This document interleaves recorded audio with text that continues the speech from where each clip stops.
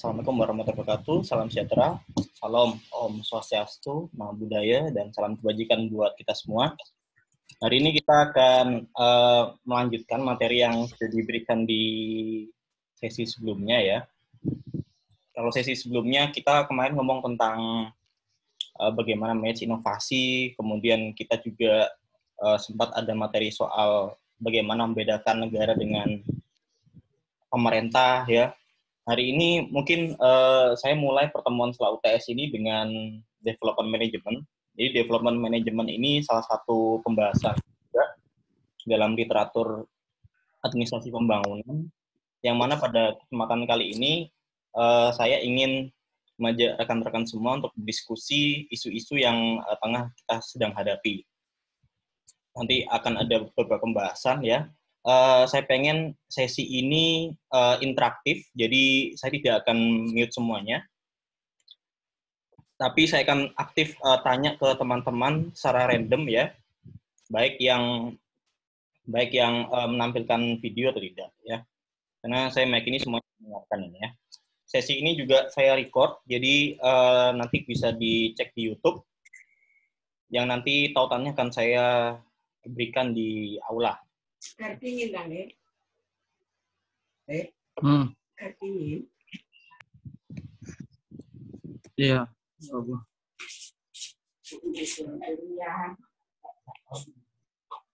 Oke, hari ini kita akan bahas beberapa hal.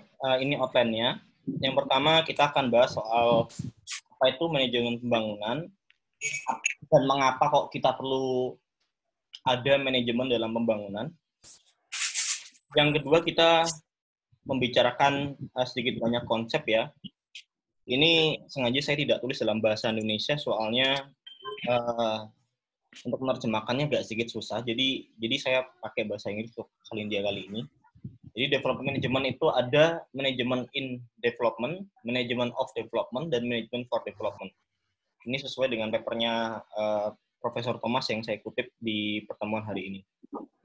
Kemudian kita ada beberapa pendekatan dalam manajemen pembangunan. Yang pertama adalah pendekatan yang berbasis pada tugas atau task orientation. Dan yang kedua nanti kita bahas adalah goal orientation approach. Jadi walaupun ada beberapa pendekatan, tetapi saya meyakini hasilnya akan berbeda apabila kita dapat memahami pendekatan ini. Ya. Kemudian saya akan bahas khusus beberapa kebutuhan yang saya kira perlu dalam implementasi manajemen pembangunan. Di antaranya adalah kebutuhan untuk melakukan partisipasi dan kebutuhan untuk menjaga akuntabilitas.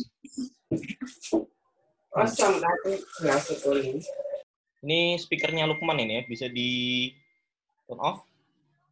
Kemudian untuk study case ini nanti kita akan bahas soal bagaimana pemerintah selaku penyelenggara negara ya, dalam hal ini bagaimana cara mereka seharusnya untuk mengomunikasikan pandemi ini ya yang sedang berjalan COVID-19, yang mana nanti kita akan bedah bagaimana manajemen bangunan itu membantu setidaknya ada komponen yang harus masuk di dalam komunikasi publik tadi. Karena di sini kita butuh penanganan ini, saya kira penyakit yang serius. Ini kita tidak alami setiap generasi. Terakhir kali kita mengalami pandemi itu di dunia sekitar tahun 1918, yang mana pada saat itu terjadi Spanish flu ya. Dan sekedar untuk teman-teman tahu saja, korban Spanish flu itu jumlahnya lebih besar daripada Perang Dunia Kedua. Jadi sangat serius, dan kita sekarang generasi yang menghadapi pandemi juga. Jadi bisa dikatakan terakhir generasi yang menghadapi pandemi itu mungkin kakek Anda atau buyut Anda. Jadi kita bahas ya. Ini adalah referensi yang saya gunakan. Saya menggunakan beberapa paper lama dan juga ada beberapa paper baru. Yang pertama dari Profesor Brad ini ya, dari Open di LSI.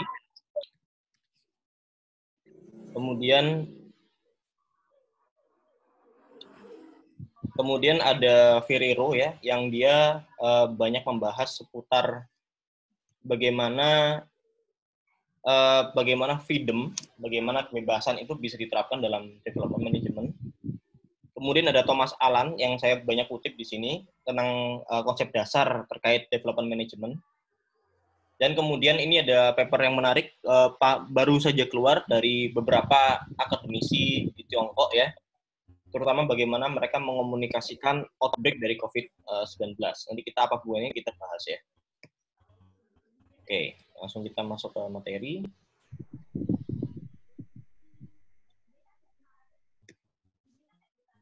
Oke, yang pertama ini. Kenapa kok kita butuh manajemen pembangunan? Yang pertama, itu karena ada the nature of the task, ya, determines the appropriate version of management. Nature of the task, maksudnya gimana tuh? Jadi ada tugas-tugas yang secara natural yang itu selalu ada dalam pembahasan pembangunan.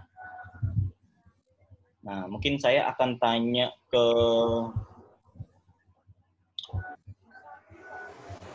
Belgis. Coba kira-kira apa nih Mbak? Maksudnya the nature of the task.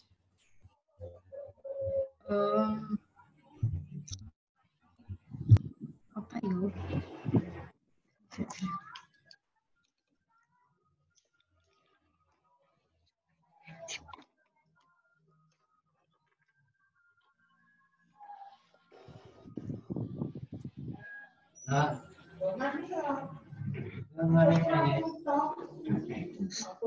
Oke, the nature of the task. Kira-kira apa Mbak Belgis?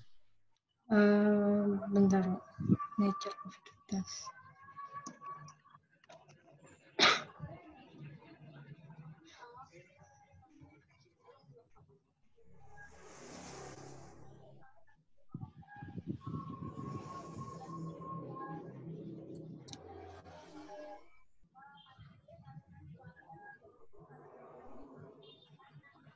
Mungkin ada hubungannya sama lingkungan sih, Pak. Bang, maksudnya lingkungan yang gimana, Belgis?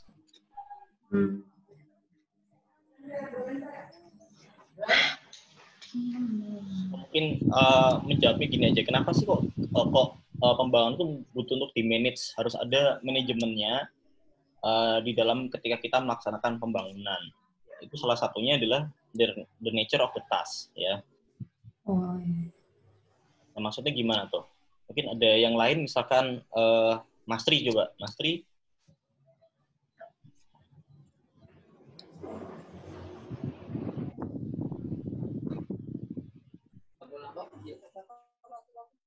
Rotinya jelas di mulaan.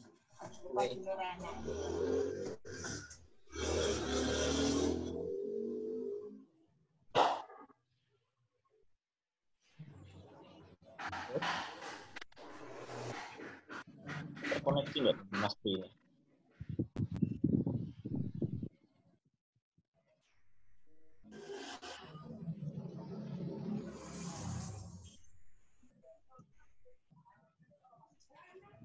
Mungkin yang lain itu tanya misalkan lagi tanya Alia deh. Alia bisa dengar saya?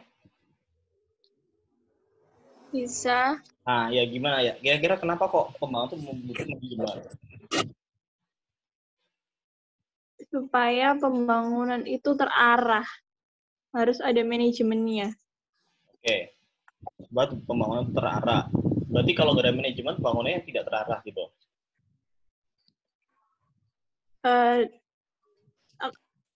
Ditakutkan tidak sesuai dengan apa yang ingin dicapai. Oke, karena ada yang harus dicapai supaya kita terarah juga. Jadi manajemen tuh sebenarnya dalam konsep dasarnya itu adalah pembagian tugas, nature of the task ya. Yang mana dia akan butuh komponen-komponen dalam organisasi yang mengerjakan pembangunan, baik itu yang mengintervensi ataupun yang diintervensi ya. Yang mana itu tidak akan bisa berjalan dengan automatically ya kalau kita tidak melakukan pembagian tugas, nature of the task itu ya. Kemudian development management juga dianggap sebagai mean. Mean itu maksudnya adalah sebuah alat ya, alat daripada manajemen pembangunan supaya apa yang dikerjakan itu sesuai dengan konteks apa yang ingin dicapai dalam pembangunan kita. Jadi misalkan kita punya visi menuju Indonesia 2045 ya. Kita akan mengalami yang namanya bonus demografi. Nah, di situ development management sebagai MIN itu adalah sebuah alat yang mana supaya kita mempersiapkan dengan beberapa instrumen-instrumen yang akan dikeluarkan oleh pemerintah, baik itu berupa kebijakan atau institusi baru, atau juga beberapa intervensi ya, yang mana dari development management sebagai alat ini itu bisa digunakan ya untuk mengarahkan tadi seperti yang Alia bilang, untuk mengarahkan pembangunan supaya sesuai dengan tujuannya. Oke, jadi basically pembangunan nggak akan bisa berjalan dengan optimal, tidak akan bisa berjalan sesuai dengan apa yang kita inginkan apabila kita dalam perjalanannya tidak melakukan pengaturan di dalamnya ya. Oke, kita lanjut. Nah ini Profesor Alan Thomas yang papernya saya banyak quote di dalam paper ini, dalam makalah ini. Jadi Alan Thomas di sini ada beberapa hal yang teman-teman mungkin bisa diskusikan nih. Yang pertama, manajemen pembangunan itu adalah deliberate efforts at progress on the part of one number of agencies. Nah, mungkin di sini saya diskusi lagi ya, supaya kita interaktif juga. Mungkin saya minta ke Mbak Firiana. Mbak Firiana bisa dengar saya nggak? Yang dimaksud deliberate efforts tuh seperti apa tuh?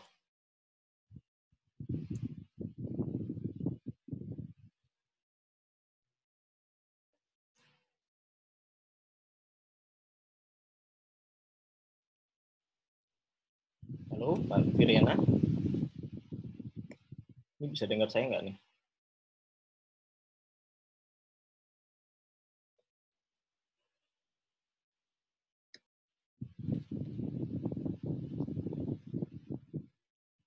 Sepertinya tidak ada jawaban, mungkin dia masih ngapain gitu ya. Mungkin ini sepertinya connect nih, Mbak Alexandra. Kira-kira yang dimaksud Profesor Alan Thomas sebagai deliberate efforts itu apa sih? Coba Mbak Alexandra.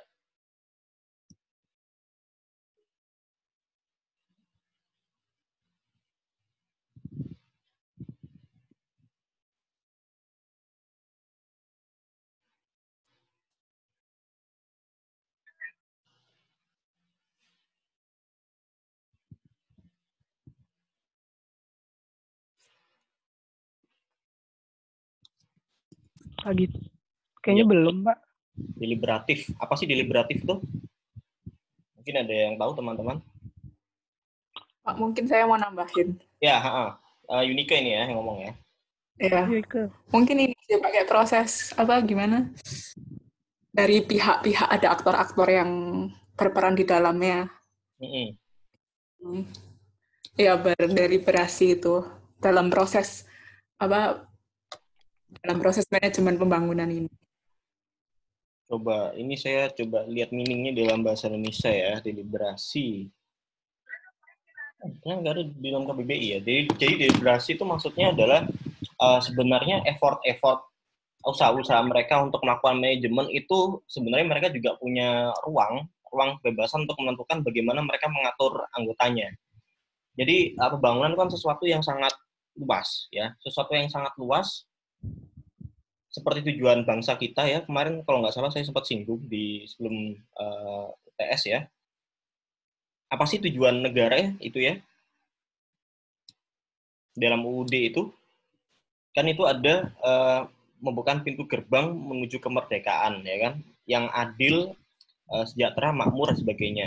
Nah, kata adil sejahtera itu kan sesuatu yang dicapai dengan beberapa aktor seperti yang tadi Unika bilang ya, dan itu harus dilakukan dari berbagai macam agencies ya atau institusi yang mana mereka punya perannya masing-masing. Sejahtera di sini tuh sejahtera dalam urusan misalkan ekonomi ya. Ekonomi itu ada banyak sekali institusinya. Ada institusi perdagangan, ada institusi keuangan, ada institusi apa lagi? ada UMKM, ada perindustrian, yang mana sebenarnya mereka punya perannya masing-masing. Kalau peran dari sektor keindustrian, berarti mereka harus menciptakan effort di sini ya, manajemen effort, yang mana mereka bisa mengarahkan sebuah negara ini yang kira-kira punya potensi industri yang bisa dikembangkan, dan itu merupakan salah satu strategi ya yang harus dicapai, yang mana mereka nanti bisa menentukan sendiri apa yang mereka ingin lakukan ya, dan mereka punya peran masing-masing. Kalau keuangan, karena distribusinya lebih pada pembagian anggaran ya, mereka juga punya deliberative effort di situ ya, yang mana mereka bisa memajukan. Kalau Kementerian Keuangan itu kan lebih terkait APBN, APBD dan sebagainya, penerimaan bukan pajak ya. Jadi mereka bisa melakukan effort yang mana mereka punya target yang ingin dicapai ya, misalkan kenaikan pajak, penerimaan negara dan sebagainya. Jadi mereka melakukan deliberative effort yang mereka lakukan itu nanti akan berhubung pada suatu garis besar tujuan pembangunan yang ingin dicapai dari sebuah negara. Kemudian yang tadi manajemen deliberate efforts, maksudnya kan mereka yang satu tadi soal bagaimana mereka bisa untuk menentukan usaha-usaha sendiri, yang mana usaha-usaha tersebut harus dibawa pada suatu pembangunan nasional yang telah disepakati ya kan. Yang kedua itu adalah management of intervention in the process of social change in the context of conflicts, goals, values, and interests. Jadi di sini ada juga manajemen intervensi. Nah, yang dimaksud manajemen intervensi ini kita bahas ya. Mungkin misalkan saya pengen dengar dari siapa nih?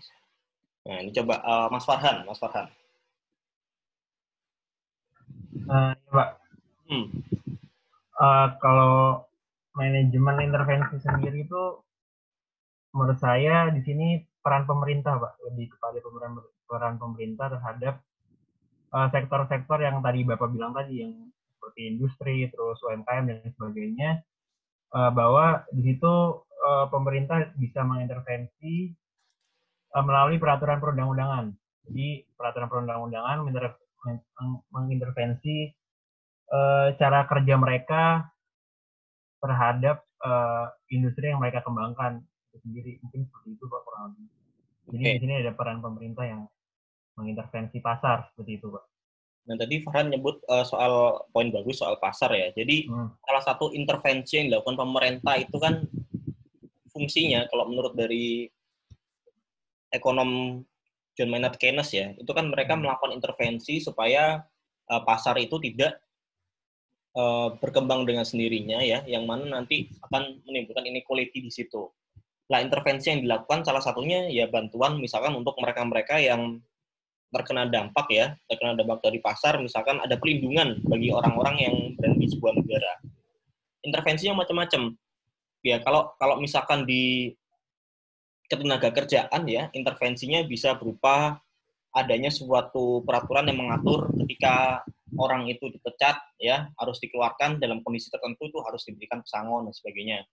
Ada juga intervensi yang dilakukan negara, misalkan ada program baru yang saat ini mungkin akan segera diberlakukan, misalkan kartu prakerja.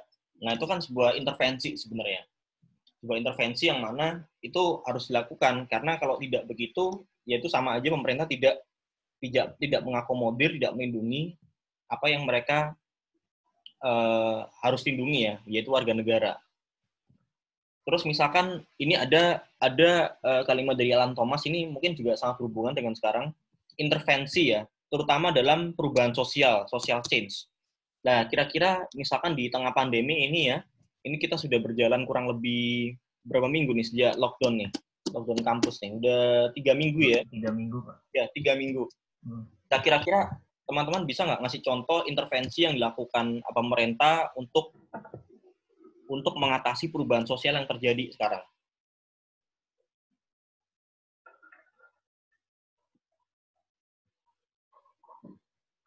Kira-kira.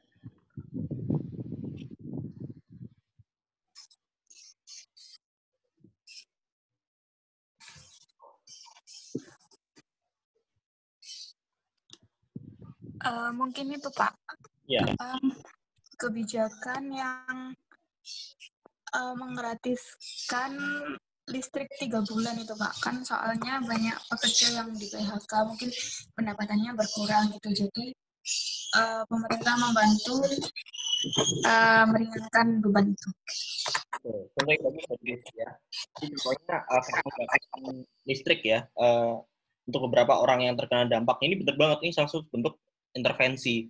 Karena di sini nggak bisa dipungkiri bahwa perubahan sosial yang terjadi pada masa pandemi itu juga sangat berdampak. Dampaknya itu nggak hanya di level atas, tapi juga level akar rumput nih. Apalagi mereka-mereka yang bekerja dengan penghasilan harian. Orang yang punya penghasilan tetap aja bingung kok, apalagi yang harian ya. Maka di situ harus ada intervensi untuk melindungi mereka. Ya, bahkan kalau perlu ada beberapa, saya kira beberapa berita ini mengabarkan banyak anggaran dari sektor yang tidak berjalan akhirnya dipotong untuk penanganan COVID-19 ini ya. Jadi saya kira ini bukan hanya masalah ODP dalam arti orang dalam pantauan ya, tapi juga ODP orang duwe penghasilan ya. Ini juga harus diperhatikan oleh teman-teman sekalian. Nah, ini coretannya siapa ini? Tolong dihilangkan ya. Ini clear-nya gimana nih? Oke. Mau tidak coret-coret ya. Kemudian intervensi itu pasti juga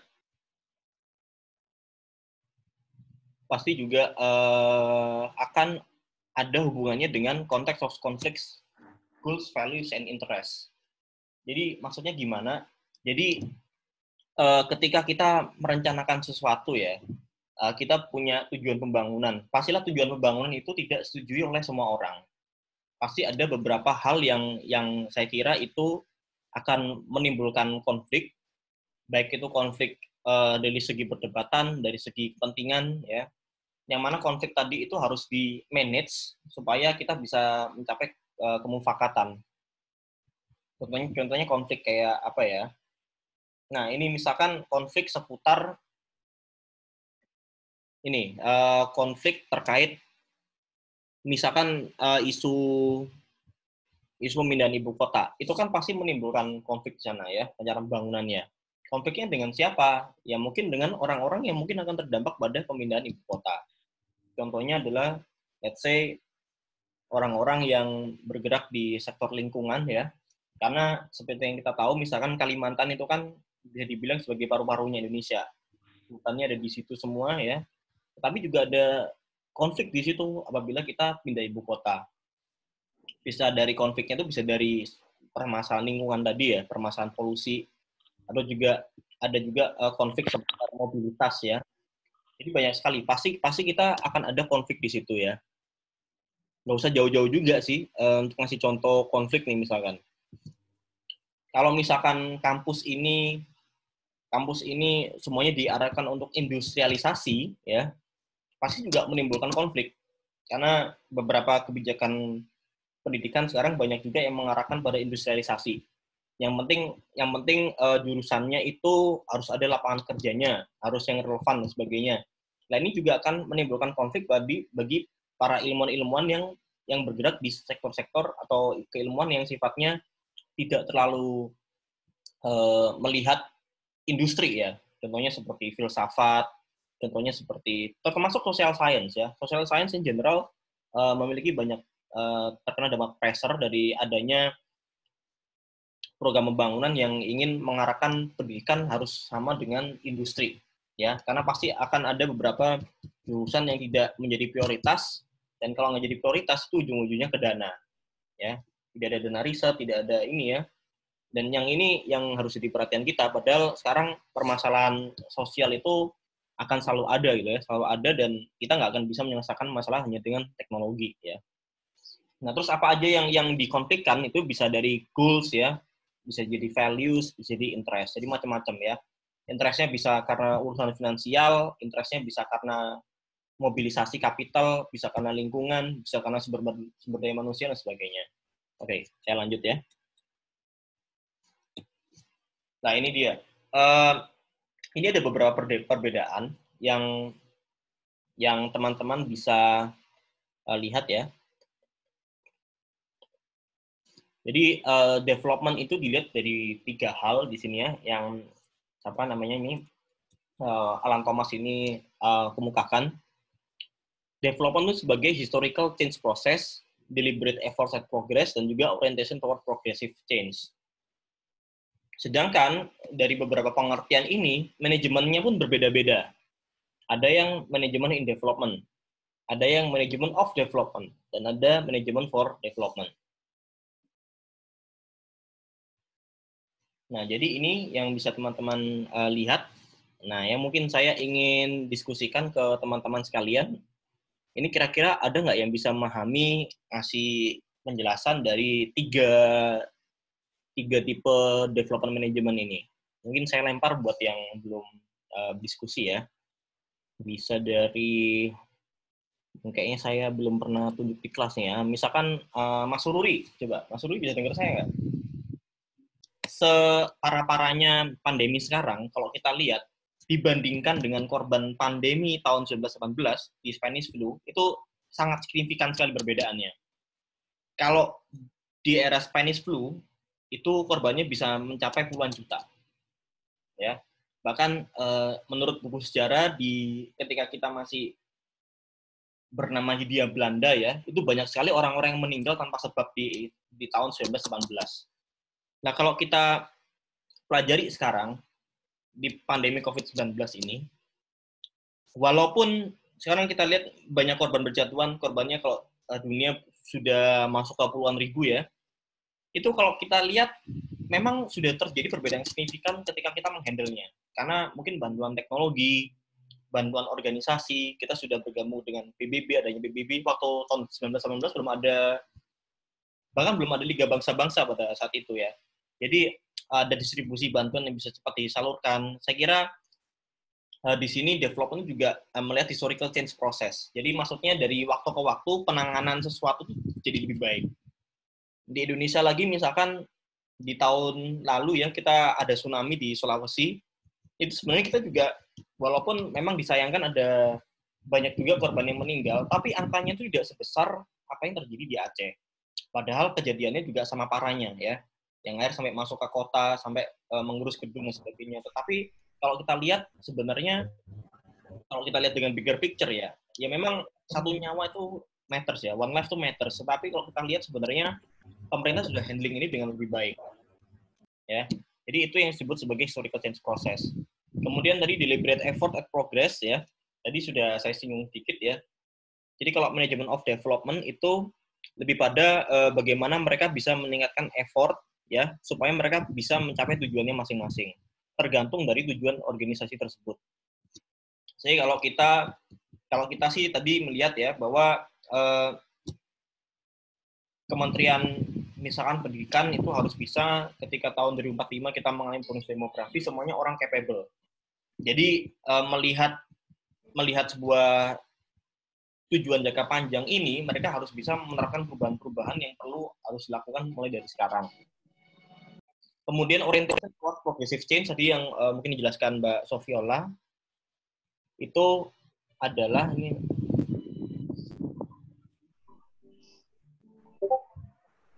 ini saya bisa ke progressive change itu kita bisa melihat pembangunan itu harus juga terukur. Jadi kita bisa melihat bagaimana progres itu dari waktu ke waktu ya. Jadi kita lihat misalkan kalau dari segi pendapatan ya, dari segi pendapatan itu kita lihat bahwa ternyata ada sesuatu yang berubah, ada sesuatu yang berprogres di sini ya, baik itu dari segi ekonomi, baik dari segi sumber daya manusia dan sebagainya ya. Oke. Kemudian ini ada keterangan di atas ya. Kita lihat di sini development management itu maksudnya bukan hanya manajemen intervensi, tapi manajemen secara menyeluruh. Development-nya orientasinya itu pada goals, bukan hanya pada penyelesaian tugas. Jadi itu akan sangat berbeda. Nanti saya terangkan apa yang disebut sebagai task orientation approach sama goal orientation approach. Kalau task orientation approach itu lebih pada kita bagaimana ada tugas nih, ada tugas kita bisa menyelesaikannya ya dengan selesai ya, kita bisa menyelesaikan tugas semuanya kelar ya. Tetapi kalau kita berpikir goal orientation approach, kita tidak hanya berpikir bagaimana menyelesaikan tugas, tapi kita juga berpikir bagaimana apa yang kita kerjakan itu bisa mengembangkan kapasitas kita. Jadi itu akan sangat berbeda ya. Jadi memang benar di satu sisi manajemen itu lebih pada intervensi, pada pembagian tugas, tetapi kalau kita melihat yang lebih jauh, lebih bigger picture, development management itu melihat bagaimana tujuannya itu yang harus menjadikan tujuan itu sebagai orientasi tadi. Gitu ya. Nah, ini dia. Ini saya kasih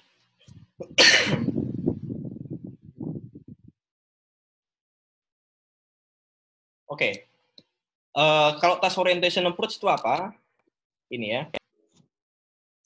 Jadi, task orientation approach itu lebih menekankan misalkan katakanlah dalam waktu 1 tahun kita punya 10 tugas.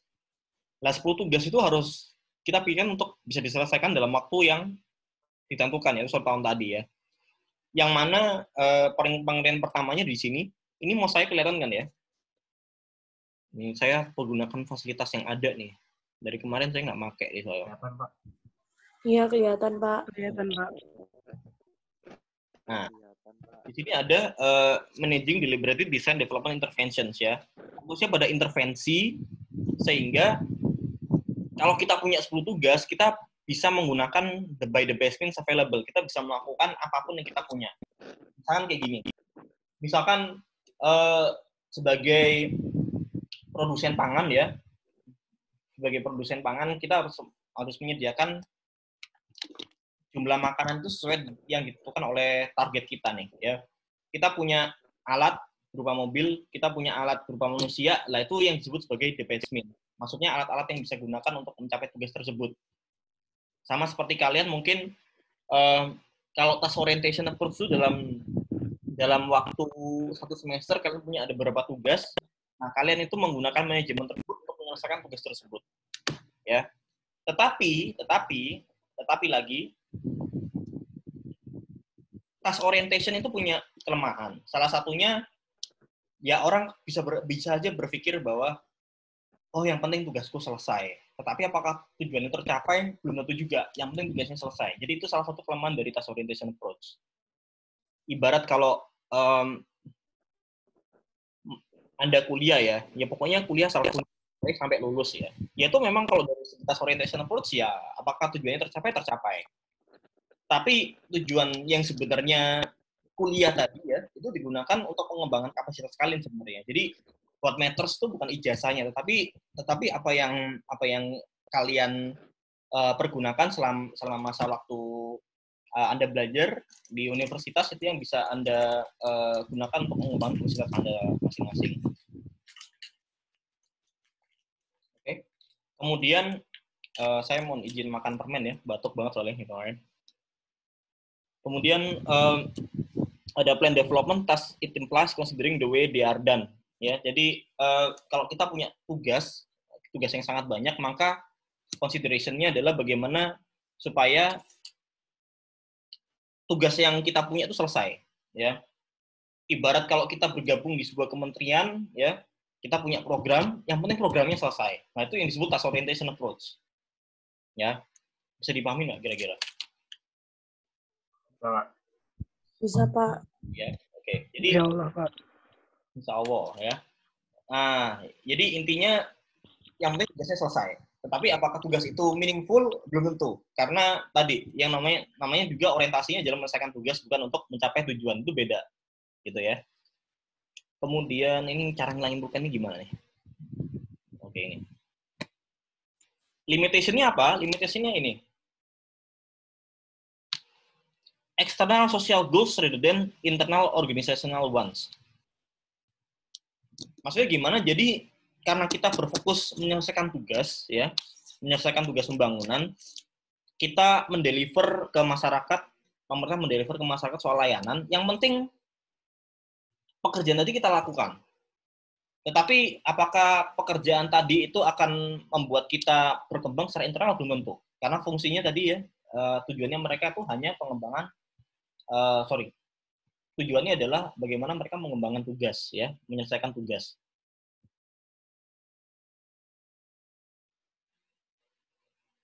Oke, beberapa pesan sudah saya baca. Ya, saya maklumi ya, memang kuliah daring ini banyak kelemahannya juga ya.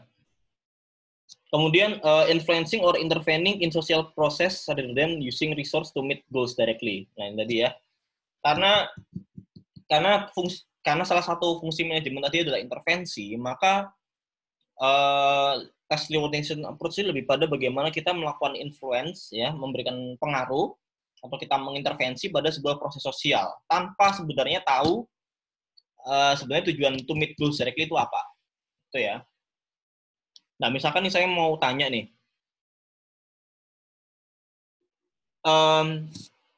kan kita punya wacana kalau kita melakukan PSBB maka akan ada bantuan sosial buat masyarakat yang tidak mampu, ya kan, atau mereka yang terdampak secara ekonomi. Nah, itu kalau menurut kalian, apakah itu masuk pada intervensi atau sebenarnya itu tadi sudah dikatakan adalah tujuan dari sebuah pembangunan? Bantuan sosial misalkan. Ada yang mau jawab nggak? Bantuan sosial lah, apapun bentuknya, baik itu sembako, baik itu mungkin bantuan langsung tunai, nah apakah itu bisa dikatakan intervensi atau dikatakan itu adalah upaya untuk mencapai pembangunan?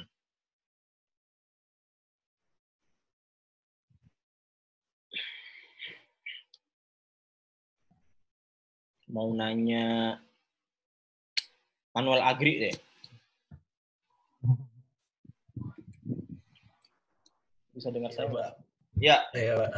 Kalau itu, jadi ya, bantuan itu bentuk intervensi atau dia memang dari tujuan pembangunan? Kalau menurut saya sih Pak ya, ini nggak tahu benar atau enggak. Kalau menurut saya itu bentuk intervensi sih Pak. Jadi bukan suatu untuk pembangunan kayak gitu sih Pak. Karena itu kan bantuan langsung gitu loh Pak. Bantuan langsung yang diberikan kepada masyarakat berupa yaitu entah sembako atau apapun itu rupanya kayak gitu. Sedangkan kalau untuk pembangunan kalau menurut saya bantuan itu beda gitu Pak bentuknya. Artinya bisa aja bantuan dalam bentuk memberikan pekerjaan atau apalah kayak gitu sih Pak kalau menurut saya. Nah, itu tadi ya. Jadi karena intervensi itu lebih buat immediate ini ya, immediate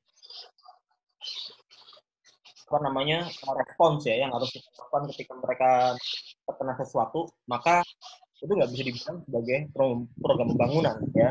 Jadi program pembangunan itu lebih pada gimana caranya kita bisa mengolah sumber daya, bisa membuat SDM-nya capable, itu baru program pembangunan ya.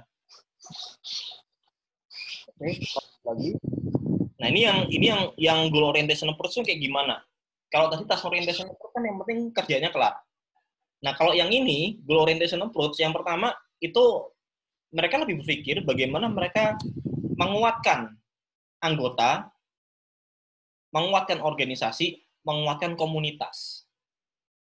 Ya, goal orientation approach ini ya. Beberapa hari yang lalu saya baca sebuah artikel menarik ya di Kompas, di Tirto, bukan di Kompas. Artikel itu judulnya menarik sekali. Warisan menteri itu bukan aplikasi, tetapi institusi. Nah, ini saya kira menarik sekali.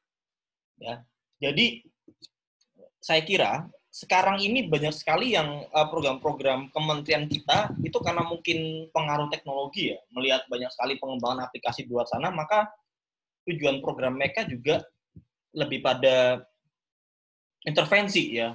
Aplikasi itu kan bentuk intervensi tuh. Adanya app itu diharapkan bisa menyelesaikan masalah ya. Tetapi sebenarnya yang paling penting itulah institusinya ya. Yang mana mereka bisa capable program dan institusi hanya masuk dalam salah satu apa yang ingin mereka kembangkan. Jadi bukan fokusnya kalau goal orientation approach itu pada empower members ya, atau organization atau komunitas gitu ya. Kemudian if empowerment is taken as a part of a particular value based definition of development. Jadi sifatnya dia punya value. Ada value yang ingin diantarkan ya. Sama seperti kita sekarang ya. Harusnya itu kita melihat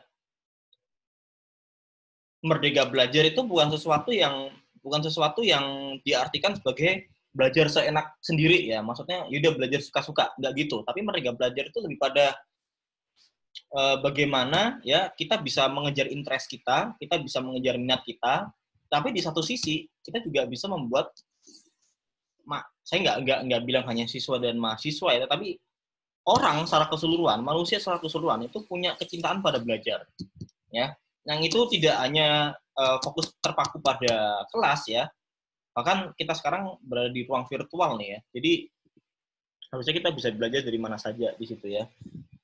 Value based juga, value based lebih pada ada nilai-nilai yang ingin kita sampaikan di sana, nilai-nilai misalkan nilai-nilai humanisme, nilai-nilai demokrasi ya. Jadi fokusnya pada pengembangan nilai bahwa seseorang itu dia melakukan sesuatu dan ingin apa ya, ingin supaya mereka bisa terlibat dalam pembangunan, bukan hanya sekadar ikut ya, tapi mereka punya value di situ yang ingin disampaikan kepada masyarakat. Kemudian ada mutual respect juga ya, ini poin ketiga, dan yang terakhir ini adalah manage people to bring out their potential. Jadi gini, tadi saya ngasih beberapa contoh, misalkan ada lembaga yang ngurusin industri, ada lembaga yang ngurusin ketenaga kerjaan.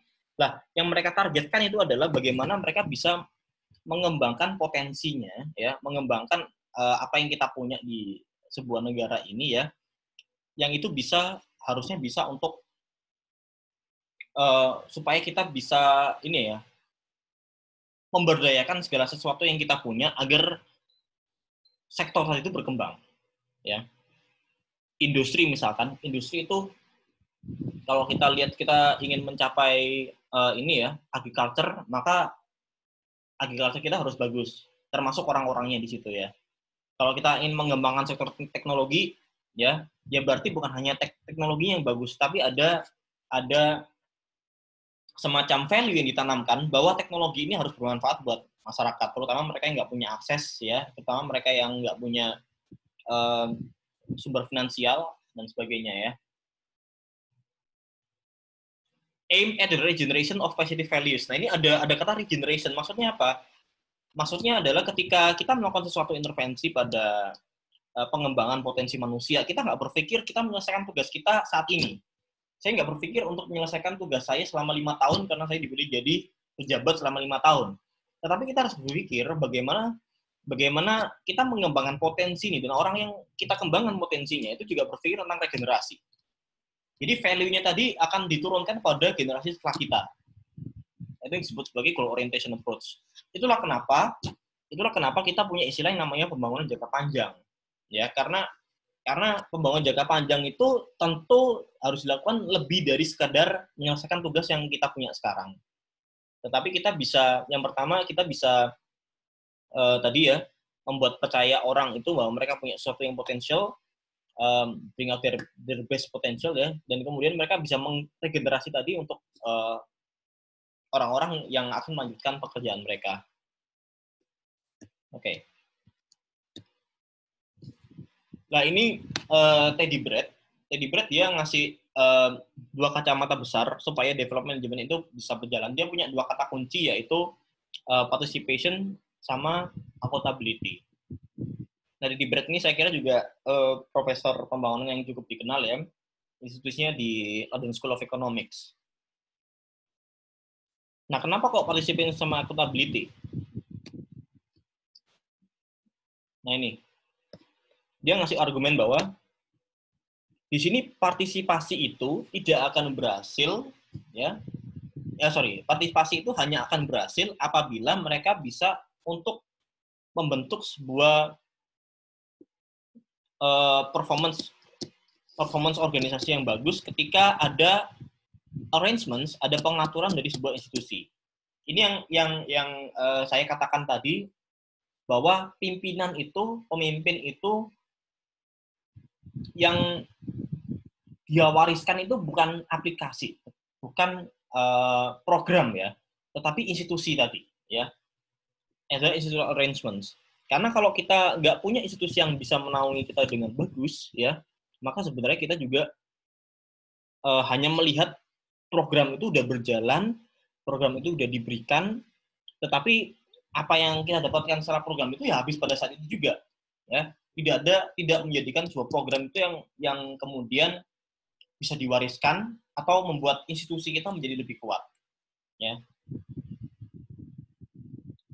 Kemudian institusi yang bagus, ya, institusi yang bagus itu adalah institusi yang dia bisa mempertanggungjawabkan akuntabilitas dari apa yang mereka kerjakan kepada siapa, kepada user mereka, ya. Mungkin beberapa pertemuan sebelum UTS saya pernah singgung juga beberapa konsep terkait end users, ya. Oke, saya lanjut. Untuk kenapa nggak mau next ya? Ini dia. Lah, partisipasi itu diartikan macam-macam oleh orang-orang yang mengartikannya, ya. Di sini saya mencontohkan ada 3, ya. Kalau neoliberals misalkan, saya tanya aja deh biar nggak bosen ngomong sendiri nih. Karena rasanya saya juga kuat kalau nggak ada yang sendiri di depan layar tuh, ya, apalagi ini di mute. Nah, saya mau tanya ke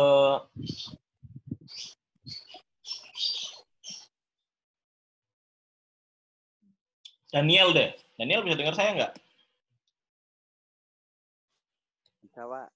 Ya, Daniel, kenapa kok menurut Daniel para neoliberals ini, ya, apa yang mereka inginkan dari partisipasi itu adalah free market dan juga eliminasi dari monopoli?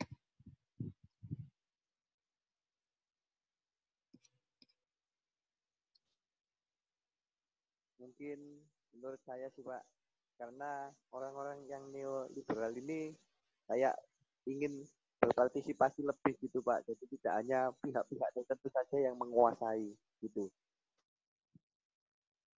Yang dimaksud menguasai itu menguasai apa ya, Nil, ya? Ya, kayak kan misalkan memonopoli sebuah pembangunan, lalu kayak menguasai market atau pasar yang ada di suatu negara atau begitu sih, Pak.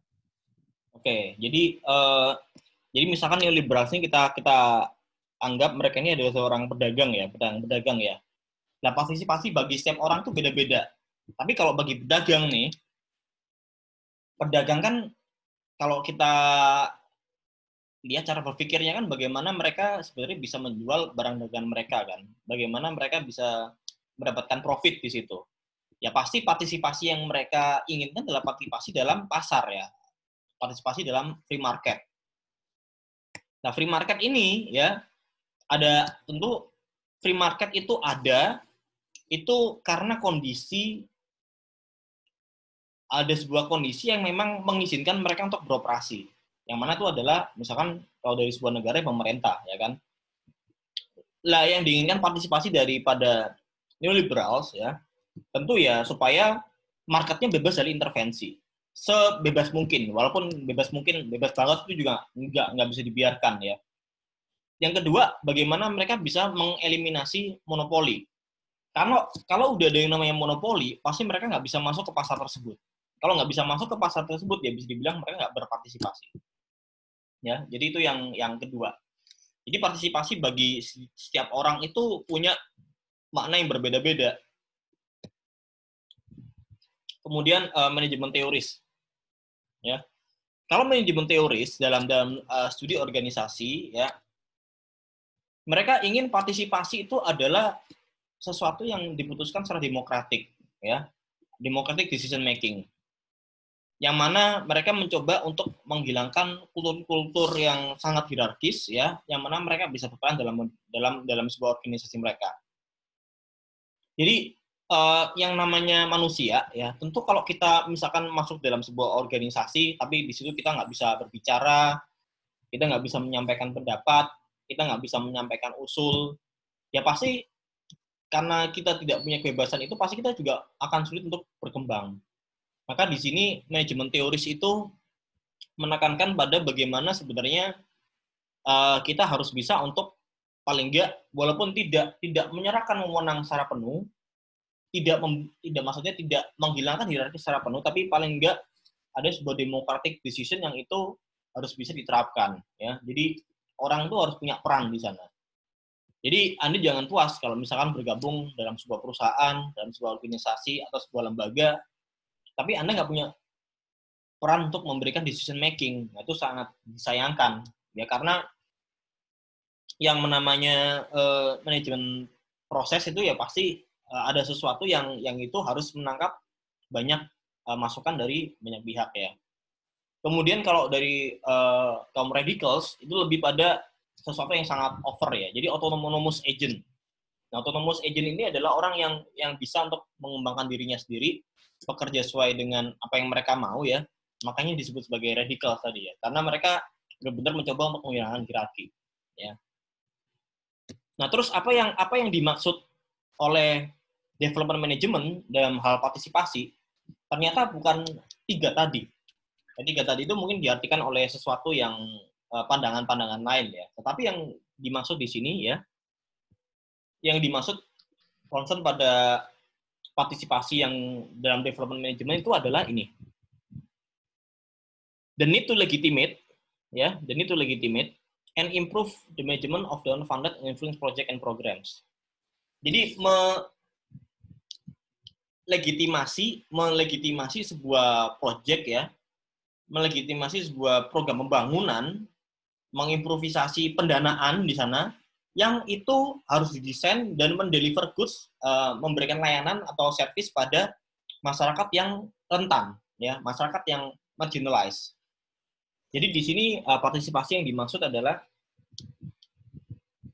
justru partisipasi itu harus kita berikan kepada mereka yang nggak punya akses. Partisipasi itu yang harus kita berikan pada orang yang rentan, punya kebutuhan khusus dan sebagainya, ya. Itu yang dimaksud. Karena apa? Karena dalam development management salah satu aspeknya juga penekanan bagaimana kita bisa memberikan keadilan untuk semua. Nah, kalau misalkan ini nih, misalkan sekarang ini saya sebetulnya mikir sekali loh, bagaimana caranya pembelajaran itu bisa dilakukan secara daring seperti ini, tapi pasti ada kelemahan. Kelemahannya banyak nih. Kelemahannya yang pertama, kita harus tergantung pada gawai, tergantung pada sinyal. Ini beberapa udah ngecek saya nih, nggak punya sinyal lah, mungkin nggak punya laptop lah dan sebagainya. Nah, ini harus kita pikirin ya. Ini beberapa hari ini juga, ini kalau bisa teman-teman juga ikut menyuarakan, ini harus ada sesuatu yang membantu teman-teman yang mungkin membutuhkan. Misalkan ada intervensi dalam bentuk bantuan pulsa atau bantuan seluler dan sebagainya ya. Jadi pasti kalau dalam kondisi seperti ini pasti ada masyarakat yang dirugikan ya. Dan itu kita harus memberikan sebuah ini ya, desainnya adalah untuk mendeliver goods and service to the poor ya. Jadi partisipasi itu justru tidak hanya berpikir bahwa oh saya participate karena saya ingin sesuatu, kayak saya punya interest ya. Karena saya ingin lebih, bukan seperti itu. Tapi partisipasi lebih pada kita memberikan kesempatan bagi mereka yang kurang mampu, butuh bantuan, dan itu yang harus kita dorong malah ya. Oke. Mungkin sampai sini ada pertanyaan nggak?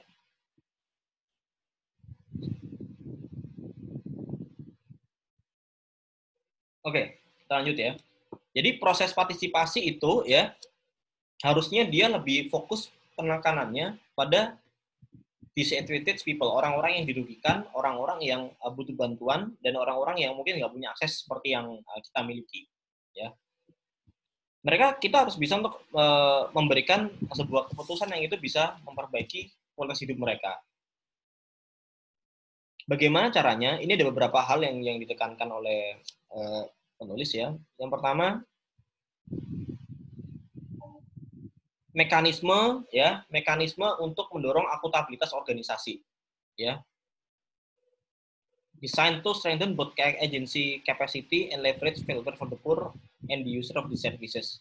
Jadi kalau organisasinya akuntabel, maka mereka juga bisa untuk lebih mempertanggungjawabkan kinerja mereka. Mereka bisa memberikan pertanggungjawaban yang secara, namanya juga administrasi pembangunan ya, pasti ada banyak aspek administrasi yang harus muncul di sana tuh. Misalkan seperti bagaimana memberikan laporan yang berdasarkan data ya, ada berapa banyak masyarakat yang dibantu dan sebagainya. Mungkin teman-teman sudah pernah dengar konsep LAKIP ya dari Pak Fali atau Bu Erna ya. Jadi akuntabel itu juga harus terukur, harus tercatat, dan itu harus jelas targetnya itu siapa. Greater participation was central to social development, but also in only work practice where it can be reconciled with expertise, low cost decision making, and discipline organizational systems. Ini ada beberapa hal yang saya kira perlu ditekankan. Yang pertama, harus punya expertise. Jadi partisipasi itu bukan melulu semua orang diberikan wewenang yang sama untuk mereka bisa untuk mengambil sebuah keputusan. Tetapi kita harus bisa memberikan sebuah akses lebih nih ya, sebuah kesempatan lebih bagi mereka-mereka yang juga punya expertise.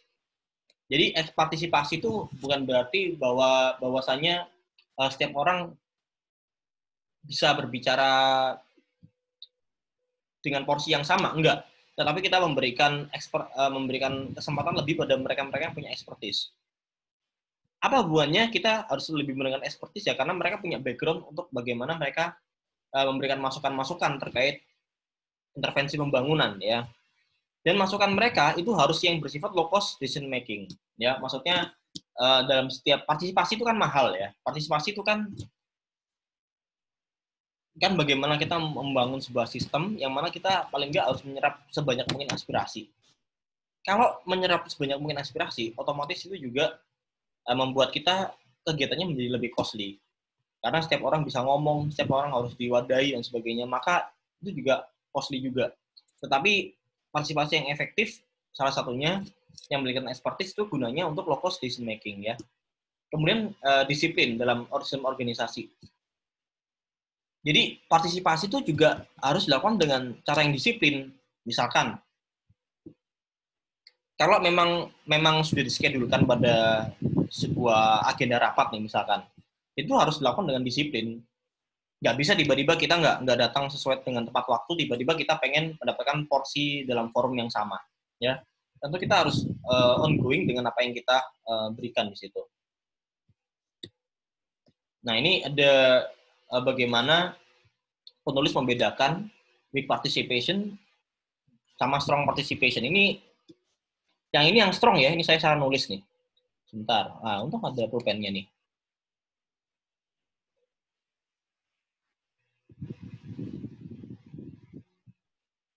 Nah, ternyata sangat efektif sekali pakai teknologi. Nah, ini ya. Nah, mungkin saya biar nggak bosan ngomong sendiri, saya kasih kesempatan ke teman-teman untuk memberikan pendapat nih. Misalkan saya mau panggil Berliana, bisa dengar saya nggak?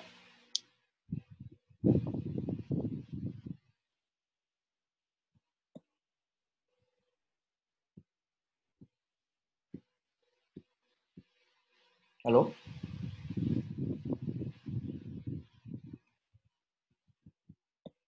Iya.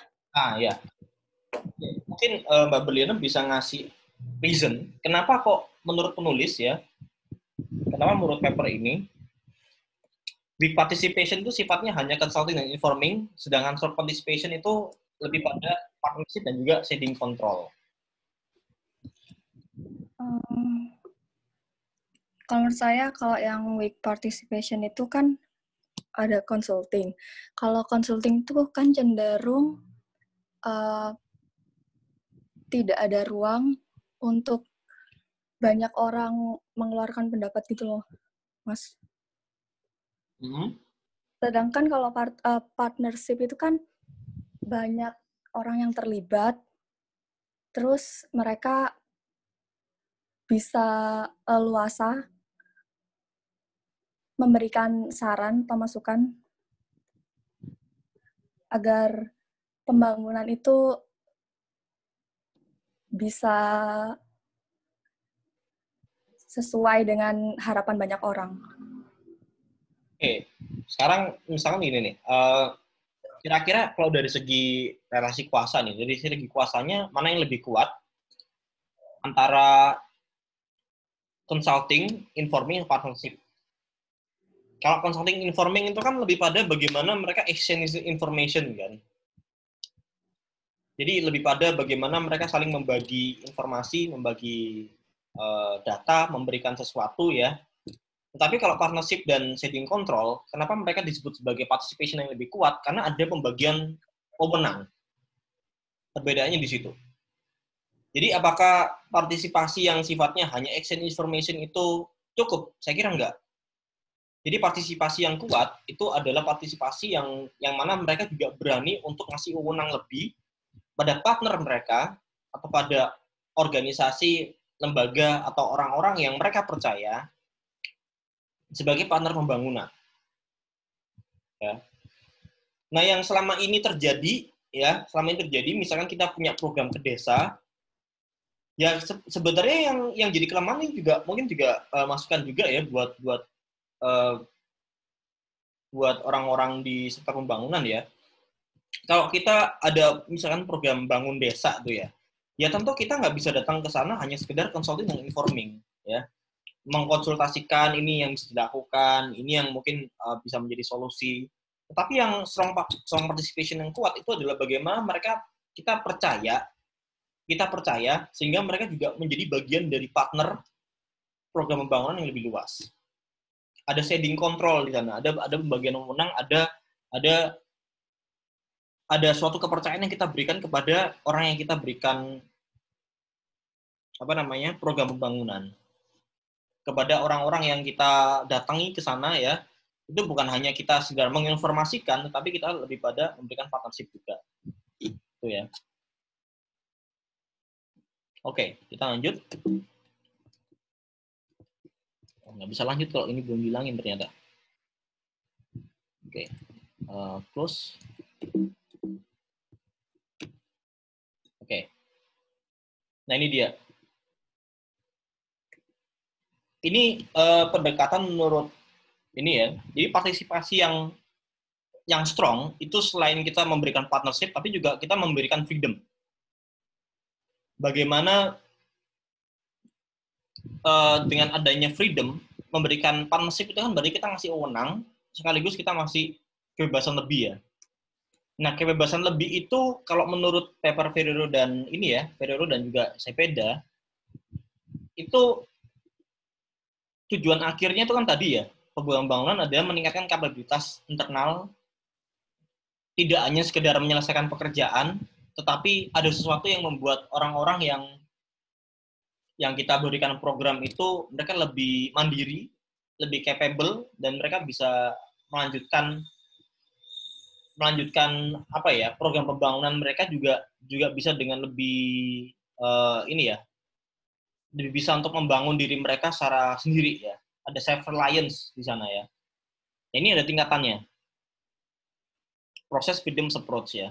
Dalam sebuah program pembangunan. Yang pertama, mungkin kalau kita datang untuk memberikan program, kita sifatnya hanya mobilizing. Oh, di sini ada kegiatan ya. Yang sifatnya eventan mungkin ya. Intervensi kegiatan UMKM ya.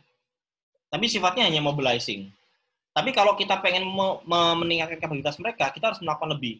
Yang pertama ini, expanding participation-nya juga harus lebih dilakukan. Jadi tidak hanya yang seringkali terjadi itu kita hanya memberikan program pembangunan dan menganggap orang-orang yang ikut itu hanya sebagai peserta, bukan sebagai partner. Ya, kalau kita mengekspansi partisipasi mereka, kita partisipasinya kasih lebih ya. Misalkan mereka bagaimana menentukan prinsip sendiri, bagaimana mereka menentukan value sendiri, vision sendiri, ngasih otonomi, ngasih partnership, maka mereka juga bisa ya. Pak, maaf, itu terlalu cepat. Diulang dari yang mobilizing. Oh ya. Saya ulang lagi ya. Jadi, partisipasi itu, dia akan bisa lebih strong ya, akan bisa lebih kuat apabila kita tidak hanya melihat orang yang ikut program pembangunan itu hanya sebagai peserta. Cara gampangnya gimana ya menjelaskannya untuk teman-teman ya? Misalkan gini, saya kira sekarang ada program mahasiswa ya yang seringkali itu turun ke masyarakat ya. Misalkan turun ke desa ataupun kita buat seminar. Nah, kalau kita mau meningkatkan kapabilitas mereka, kita harus berpikir bahwa mereka ini bukan hanya sekedar peserta, tetapi mereka juga harus kita berikan kepercayaan agar mereka bisa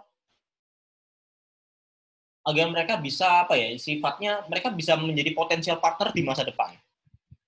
Kalau kita punya program, kemudian kita minta orang-orang untuk datang ke acara kita, itu kan mobilizing, ya, sifatnya hanya ngikut ya. Tetapi di sini kita perlu untuk meningkatkan bentuk partisipasi mereka. Jadi nggak cukup mereka tuh hanya kita ikutkan dalam program kita, tapi kita harus memberikan mereka ruang lebih, bagaimana mereka menginvasi partisipasi masing-masing, ya. Ini ada tingkatannya lagi ya. Mereka bisa deliberating principles ya, menentukan prinsip sendiri, value sendiri, vision sendiri ya. Yang paling besar ya, supaya kita bisa meningkatkan kapabilitas ya. Yang paling deep program bangunan tersebut ya, yaitu kita harus memberikan mereka wadah supaya mereka bisa belajar. Learning and adapting mutual accountability ya. Jadi mereka bisa lebih capable di sini.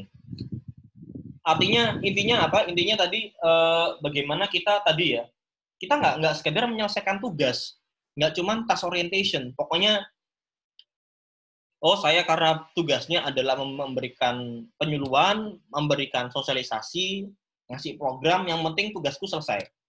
Jadi menyelesaikan kewajiban. Tetapi orang-orang yang datang di dalam program tersebut ya habis selesai ya udah. Yang saya maksud di sini adalah bagaimana kita juga bisa ngasih mereka sesuatu sehingga mereka juga tadi mereka lebih capable, mereka bisa belajar, mereka bisa bahkan mereka bisa menjadi partner kita, ya, tergantung konteksnya masing-masing ya. Kira-kira cukup jelas nggak tadi, Devi? Jelas, Pak. Oke ya. Ini nanti lengkapnya bisa dilihat di papernya, di referensi sudah saya cantumkan ya. Nah ini dia. Ini saya lagi lupa ngedit nih ya, template-nya. Nah ini participation should not be treated as new and revolutionary paradigm. Ya, jadi kita jangan berpikir bahwa partisipasi itu adalah sesuatu yang revolusioner. Enggak, tapi partisipasi harus menjadi the new normal. Ya. Jadi the new normal itu maksudnya ya kalau Anda masih beranggapan partisipasi adalah sesuatu yang revolusioner, itu berarti kita masih jalan di belakang. Tetapi kalau kita misalkan sudah berpikir partisipasi itu adalah salah satu yang memang harus ada ya, menjadi the new normal, maka itu juga akan bisa lebih untuk mendelivery service kita lebih tepat sasaran. Oke. Terus participation is not simply suggested as a method of improving program management, but as a mechanism of social transformation. Maksudnya apa? Jadi partisipasi itu bukan hanya metode untuk menyelesaikan sebuah program pembangunan, tetapi kita punya tujuan. Partisipasi itu ya kita harus mentransformasi secara sosial. Ketika kita datang dan ketika kita pergi itu ada sesuatu perbedaan. Perbedaan yang mana mereka bisa ada perubahan ya. Mereka bisa berdaya sendiri, mereka bisa menentukan usahanya sendiri, dan mereka juga punya mindset yang berbeda. Ya. Jadi teman-teman kalau besok punya program ya, ada di sektor pembangunan, terlepas Anda bekerja di sektor apapun ya, kalau Anda melakukan intervensi program, dan kemudian intervensi programnya selesai, dan orang itu masih dalam kondisi yang sama saja, itu ya berarti nggak ada social transformation. Tetapi kalau Anda datang ke sebuah tempat ya, Anda melakukan intervensi program bangunan, dan ketika Anda meninggalkan lokasi tersebut ada sebuah perubahan, maka itu disebut sebagai social transformation. Di situ ya. Oke. Ya, tadi yang pertama participation, yang kedua accountability. Nah, accountability itu apa sih? Paling nggak menurut Bivedi itu ada dua. Yang pertama, akuntabilitas itu adalah sesuatu bagaimana kita bisa mempertanggungjawabkan sebuah tindakan, sebuah aksi ya, atau tindakan. Yang kedua, akuntabilitas itu ketika kita juga, nah ini karena materinya administrasi pembangunan ya, maka kita juga akuntabilitas itu ketika kita juga bisa make sure bahwa itu legal. Jadi ada legalitas dalam sebuah tindakan yang kita lakukan. ya. Ada dua. Jadi kita bisa mempertanggungjawabkan tindakan kita, dan yang kedua kita bisa memberikan sebuah legalitas dari setiap aksi yang kita lakukan. Oke. Oke, Pak. Kemudian forms of accountability, ya. Di FEDI ada 5 macam akuntabilitas yang harus dilakukan dan menjadi prinsip dalam program pembangunan. Yang pertama, akuntabilitas yang sifatnya administratif dan organisasional. Maksudnya adalah akuntabilitas itu yang kita lakukan kepada mereka-mereka yang meyakini bahwa ini adalah sesuatu yang sesuai dengan struktur, ya, dan ini sesuatu yang sesuai dengan prosedur administrasi. Jadi nggak ada sesuatu yang dilanggar di sana. Sesuai dengan apa yang menjadi tupoksi kita masing-masing, ya. Yang kedua adalah akuntabilitas yang legal. Nah, akuntabilitas yang legal ini adalah akuntabilitas yang secara hukum itu memang sah, ya, secara hukum, dan juga di situ kita juga bisa mempertanggungjawabkan apa yang kita lakukan itu sesuai dengan apa yang diatur dalam peraturan perundang-undangan. Ya. Jadi yang pertama ini lebih pada akuntabilitas secara struktur, ya, sesuai dengan tupoksi. Yang kedua sesuai dengan hukum. Yang ketiga, political accountability. Political accountability itu lebih pada bagaimana kita memang berpolitik sesuai dengan tujuan politik kita, ya. Political accountability juga sesuai dengan apa yang menjadi janji-janji kita. Pasti kalau kita berpolitik kan kita memberikan janji itu, memberikan program, memberikan ideologi misalkan. Nah, itu kita juga punya akuntabilitas politik di situ, ya. Kan sekarang banyak juga tuh partai yang mengatasnamakan rakyat kecil, ya, tetapi ketika mereka sudah dipilih, ya, sudah menjadi anggota legislatif, ternyata mereka justru membuat undang-undang yang sangat merugikan masyarakat kecil, misalkan seperti itu. Jadi itu disebut sebagai political accountability. Yang keempat itu adalah professional accountability. Sebuah profesi yang sesuai dengan akuntabilitas kita, yang melihat dari segi profesionalisme ketika kita bekerja. Misalkan sekarang seorang dokter, katakanlah, ya. Nah, dia juga harus punya akuntabilitas, ya.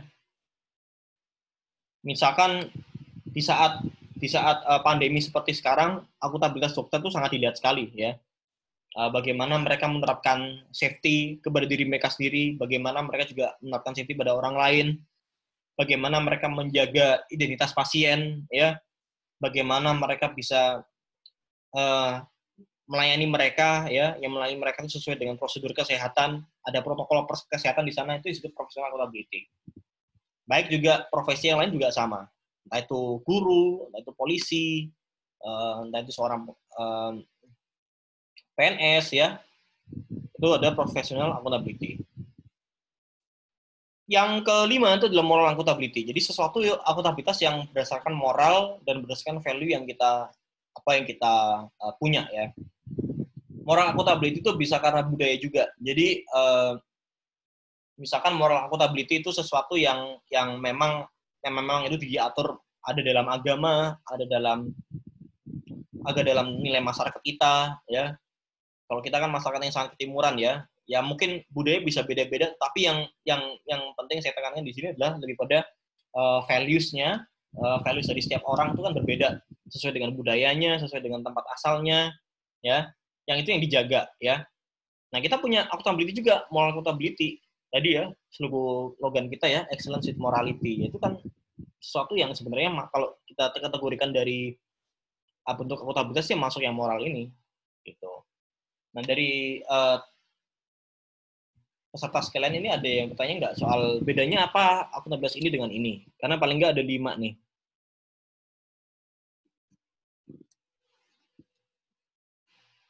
Oke, kalau nggak ada, saya lanjut, ya. Nah, ini yang menarik kita bahas, ya. Saya ngasih case study-nya ini, case study bagaimana kita bisa melakukan intervensi pembangunan, ya. Yang case-nya ini kita ambil dari kondisi pandemi COVID-19. Ini adalah sebuah model penyampaian komunikasi publik yang baru muncul di jurnal 2020 ya. Kebetulan akademisinya juga dari Tiongkok. Nah, basically kalau kita menganut partisipasi ya, yang dalam lingkaran ini ya. Dalam lingkaran ini ketika kita melihat bagaimana kita bisa menangani sebuah pandemi, kita memerlukan pihak yang sangat banyak. Yang tidak hanya dilakukan oleh pemerintah sebagai orang yang punya otoritas, tapi juga orang-orang lain yang saya kira itu juga perlu dilibatkan pada penanganan ini. Jadi di sini ada publik, ya. Ada publik, ada expert, ya. Kenapa kok saya dibedakan publik dan expert? Karena tentu kapasitasnya juga beda. Publik itu adalah orang yang harus tahu, ya, orang yang bisa memberikan masukan. Tetapi expert adalah orang-orang yang dia punya background spesial, ya, yang mereka juga bisa untuk melihat situasi itu dengan lebih analytical, ya, dengan lebih statistikal, dan itu didukung oleh profesionalisme mereka. Nah, ini konsep partisipasinya ada di sini. Jadi ada banyak pihak ketika bagaimana kita bisa memberikan penanganan pada pandemi.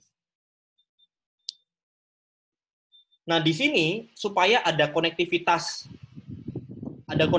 masing-masing ya, government dengan publik itu akuntabilitasnya adalah bagaimana mereka menjaga aksesibilitas dan juga keterbukaan. Nah, selama ini kalau teman-teman lihat, kira-kira situasi seperti sekarang ini sudah cukup terbuka belum pemerintah kita? Jadi ada prinsipnya, ada macam-macam nih. Supaya government sama publik ini bisa nyambung, harus ada aksesibilitas, harus ada keterbukaan. Supaya publik dengan expert, dengan para akademisi, dengan para peneliti harus nyambung, maka harus ada strategic communication. Ya. Kalau antara expert dengan government itu bisa nyambung selama mereka punya evidence base yang dibuktikan dengan riset, dibuktikan dengan data dan sebagainya. Kalau misalkan komponen aksesibilitas, keterbukaan, strategic communication dan juga evidence base ini nggak ada, maka yang terjadi adalah komunikasi yang riskan. Ya.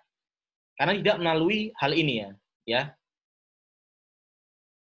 Oke, kira-kira ada pertanyaan nggak sampai sini sebelum saya lanjutkan?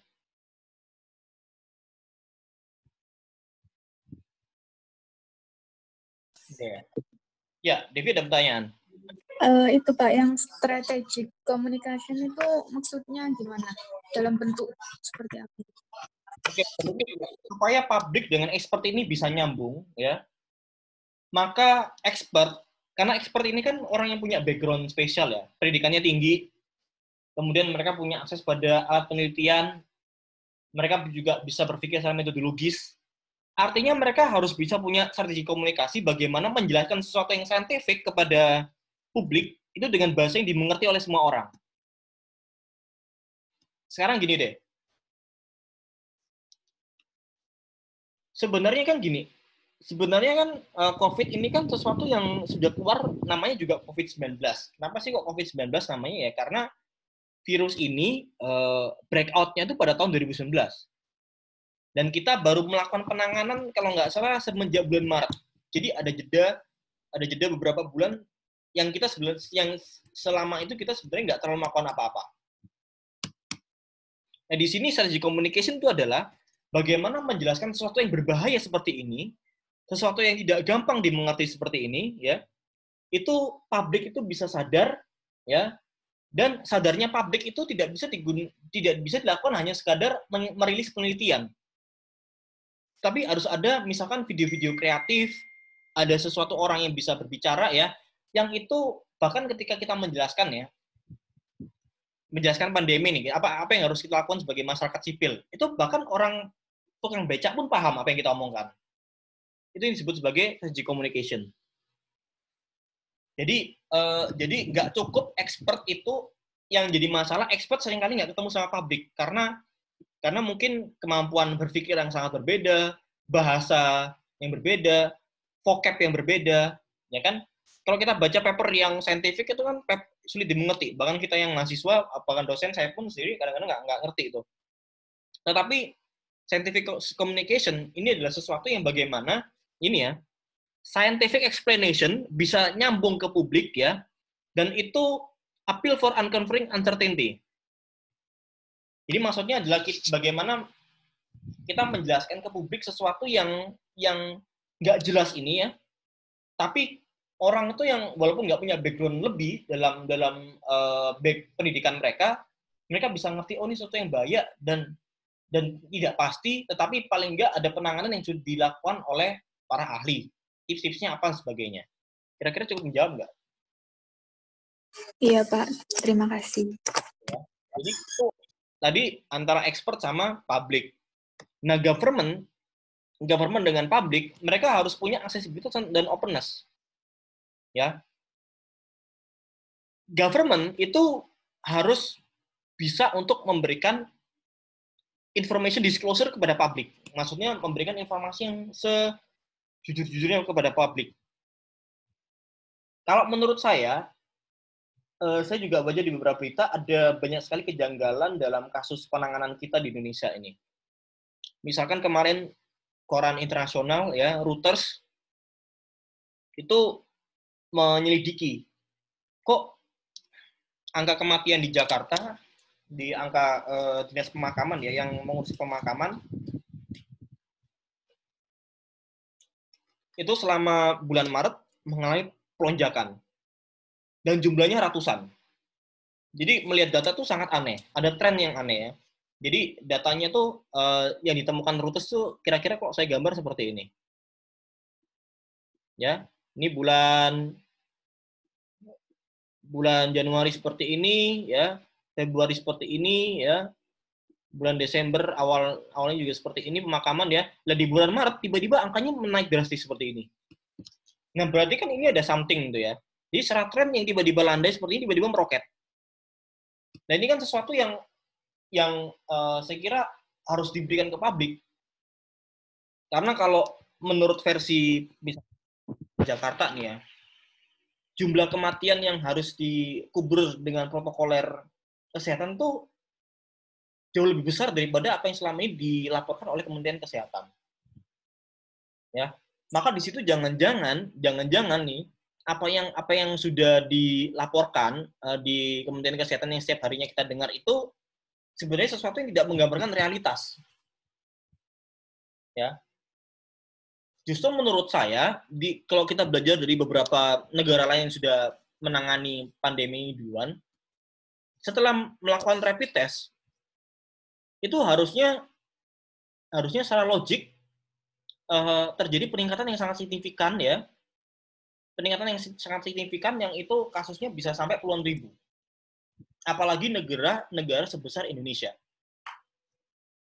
Jadi bayangkan aja, di Amerika sekarang itu kasus positifnya mencapai ratusan ribu ya. Sementara kita 5.000 aja belum. Padahal kita penduduk terbesar keempat di dunia. Negara yang kecil kayak Turki aja itu kasus positifnya sudah sampai puluhan ribu. Nah, apalagi kita. Nah, ketidakterbukaan ini menurut saya akan sangat berbahaya, apalagi kalau jatuhnya masyarakat itu meremehkan. Ya.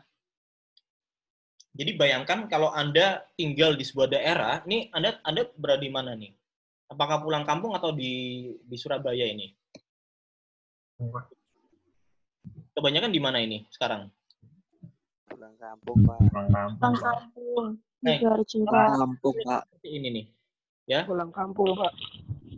Di epicenter, Pak. Katakanlah ini kita diskusi ya. Kita diskusi juga sebenarnya teman-teman ini sebagai bagian dari universitas itu juga harus terlibat banyak nih. Terutama dalam menyosialisasikan ke masyarakat. Misalkan gini. Sekarang kan kita sudah mendapatkan data dari banyak Pemda ya. Kalau di Jawa Timur ya Surabaya ngerilis juga per kecamatan. Kalau Pemprov Jatim juga ngerilis per kota atau kabupaten. Jumlah yang dirilis itu akan mempengaruhi psikis masyarakat.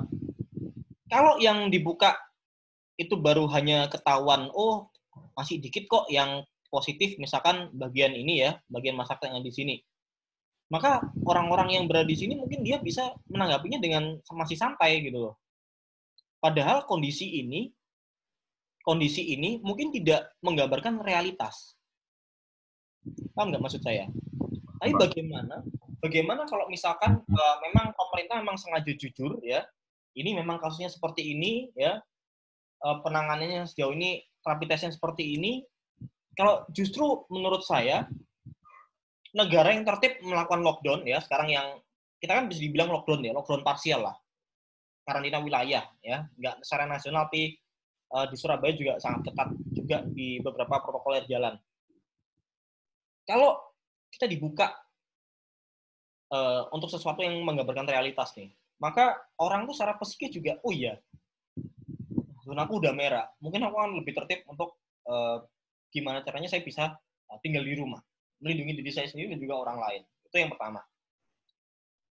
Yang kedua, kita juga bisa untuk melakukan penelusuran, ya, information disclosure. Jadi seperti ini nih.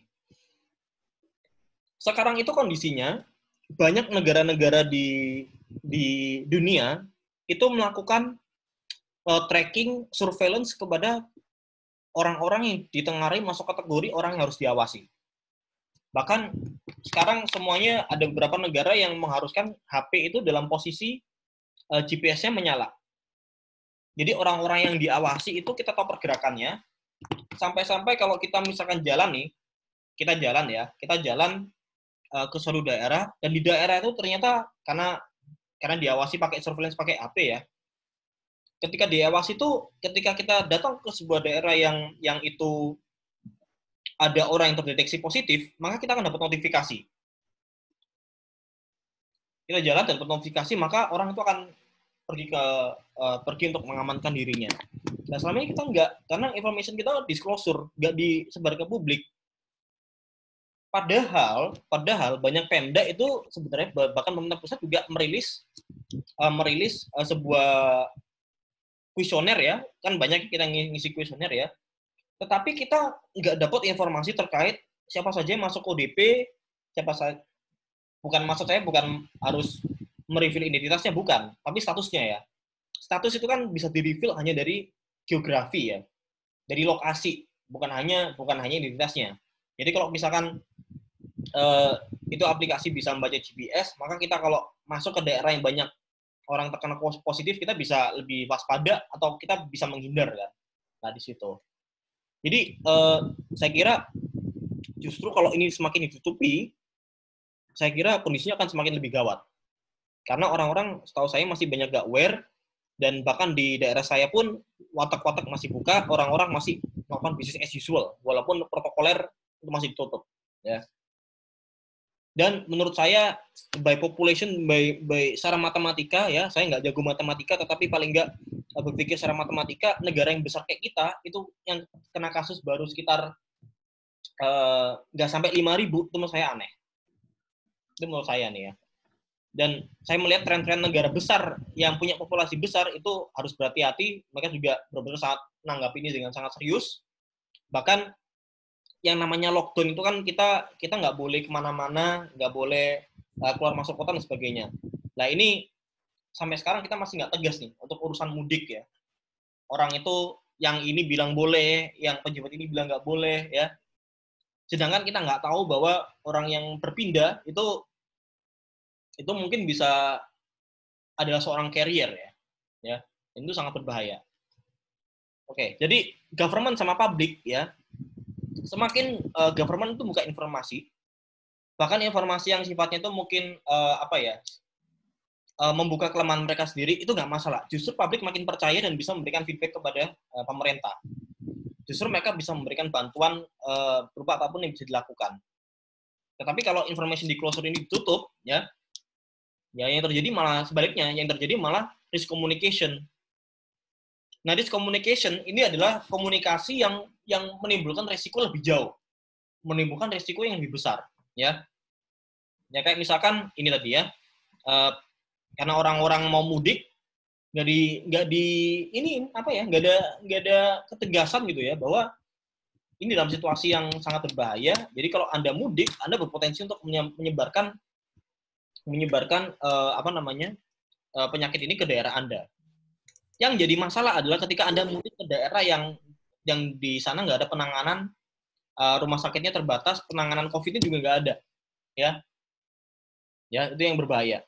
Yang terakhir, nah bagaimana government dengan expert ini bisa nyambung? Syaratnya adalah harus ada yang namanya evidence base. Nah, evidence base itu apa? Bisa dengan penelitian ya, scientific analysis ya. Jadi expert ya itu akan bisa memberikan evidence base yang sangat berguna buat pemerintah untuk segera menangani keputusan-keputusan yang terjadi ya. Sedangkan pemerintah bisa memberikan empowerment. Empowerment itu misalkan apa? Ngasih wewenang lebih ya, ngasih anggaran ya, memberikan apalagi bantuan-bantuan seperti proteksi ya. Bahkan kalau perlu kayak misalkan kita bisa mengintervensi pasar ya, intervensi soal bagaimana masker-masker peralatan medis itu dijual ya. Jadi masyarakat saya kira ada usulan yang bagus ya. Jadi masyarakat pakai kain aja. Tapi yang pakai sesuatu yang masker yang ada filternya itu yang medis itu buat tenaga medis saja seperti itu. Kira-kira sampai sini ada pertanyaan nggak? Atau ada yang ingin didiskusikan?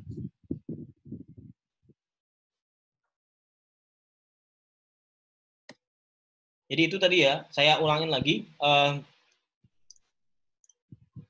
Government dan publik itu bisa nyambung kalau misalkan ada aksesibilitas dan ada keterbukaan informasi. Publik dengan para expert itu bisa nyambung kalau misalkan ada strategic communication. Maksudnya adalah komunikasi yang mudah dimengerti, terutama komunikasi dari expert ke publik. Ya. Karena publik nggak semuanya punya expertise, nggak semuanya bisa memahami bahasa-bahasa medis. Ya.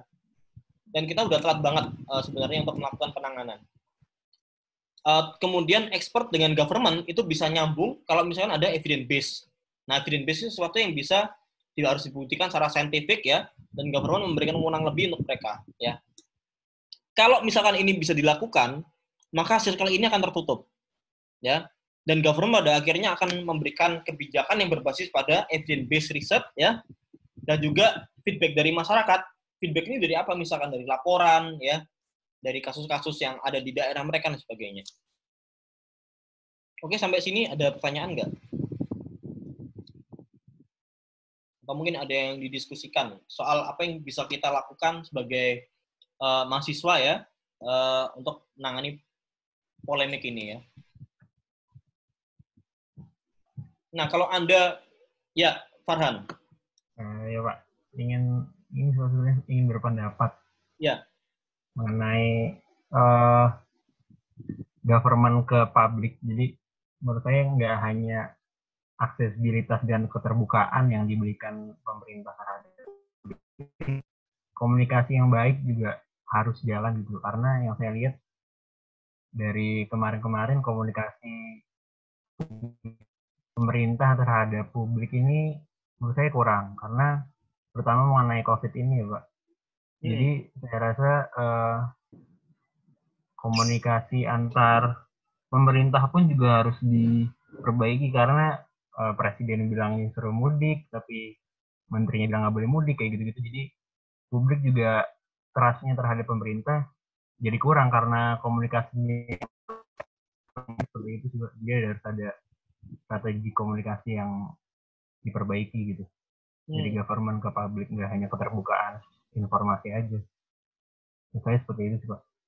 Ya, ini sesuatu yang bagus ya. Jadi kita tuh parahnya di mana sih? Parahnya tuh menurut saya sebelum-sebelumnya nih.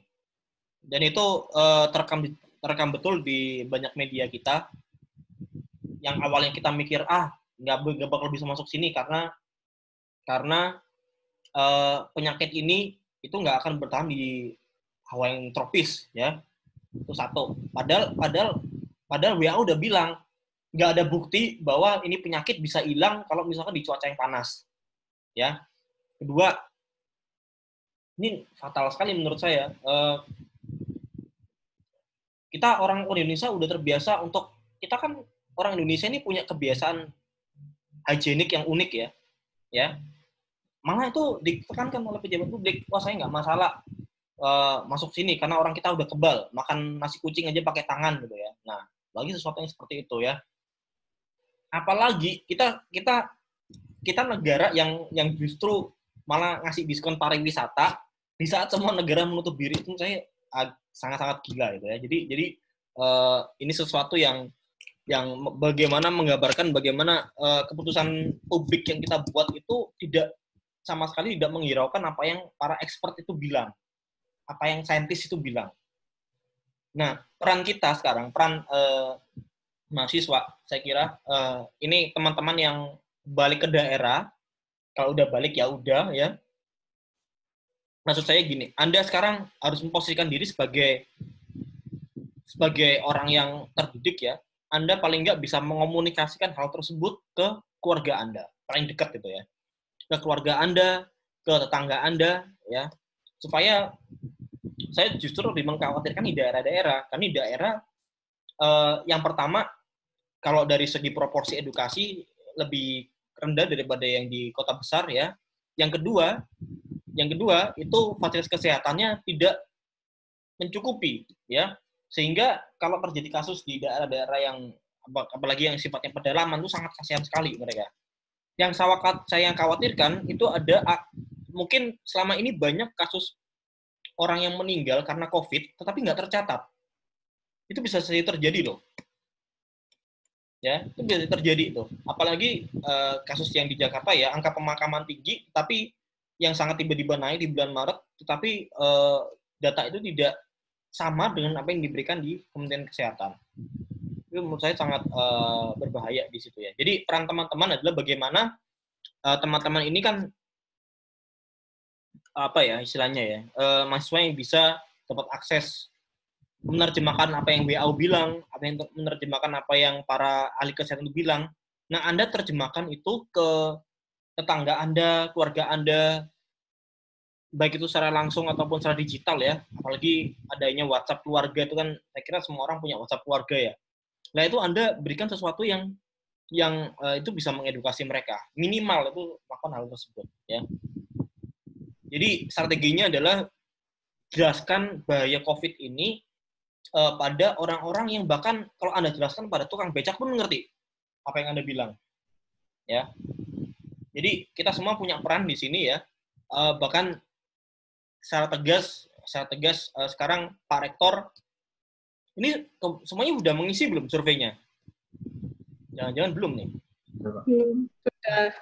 Nah, itu teman-teman harus segera isi ya. Teman-teman harus segera isi supaya apa?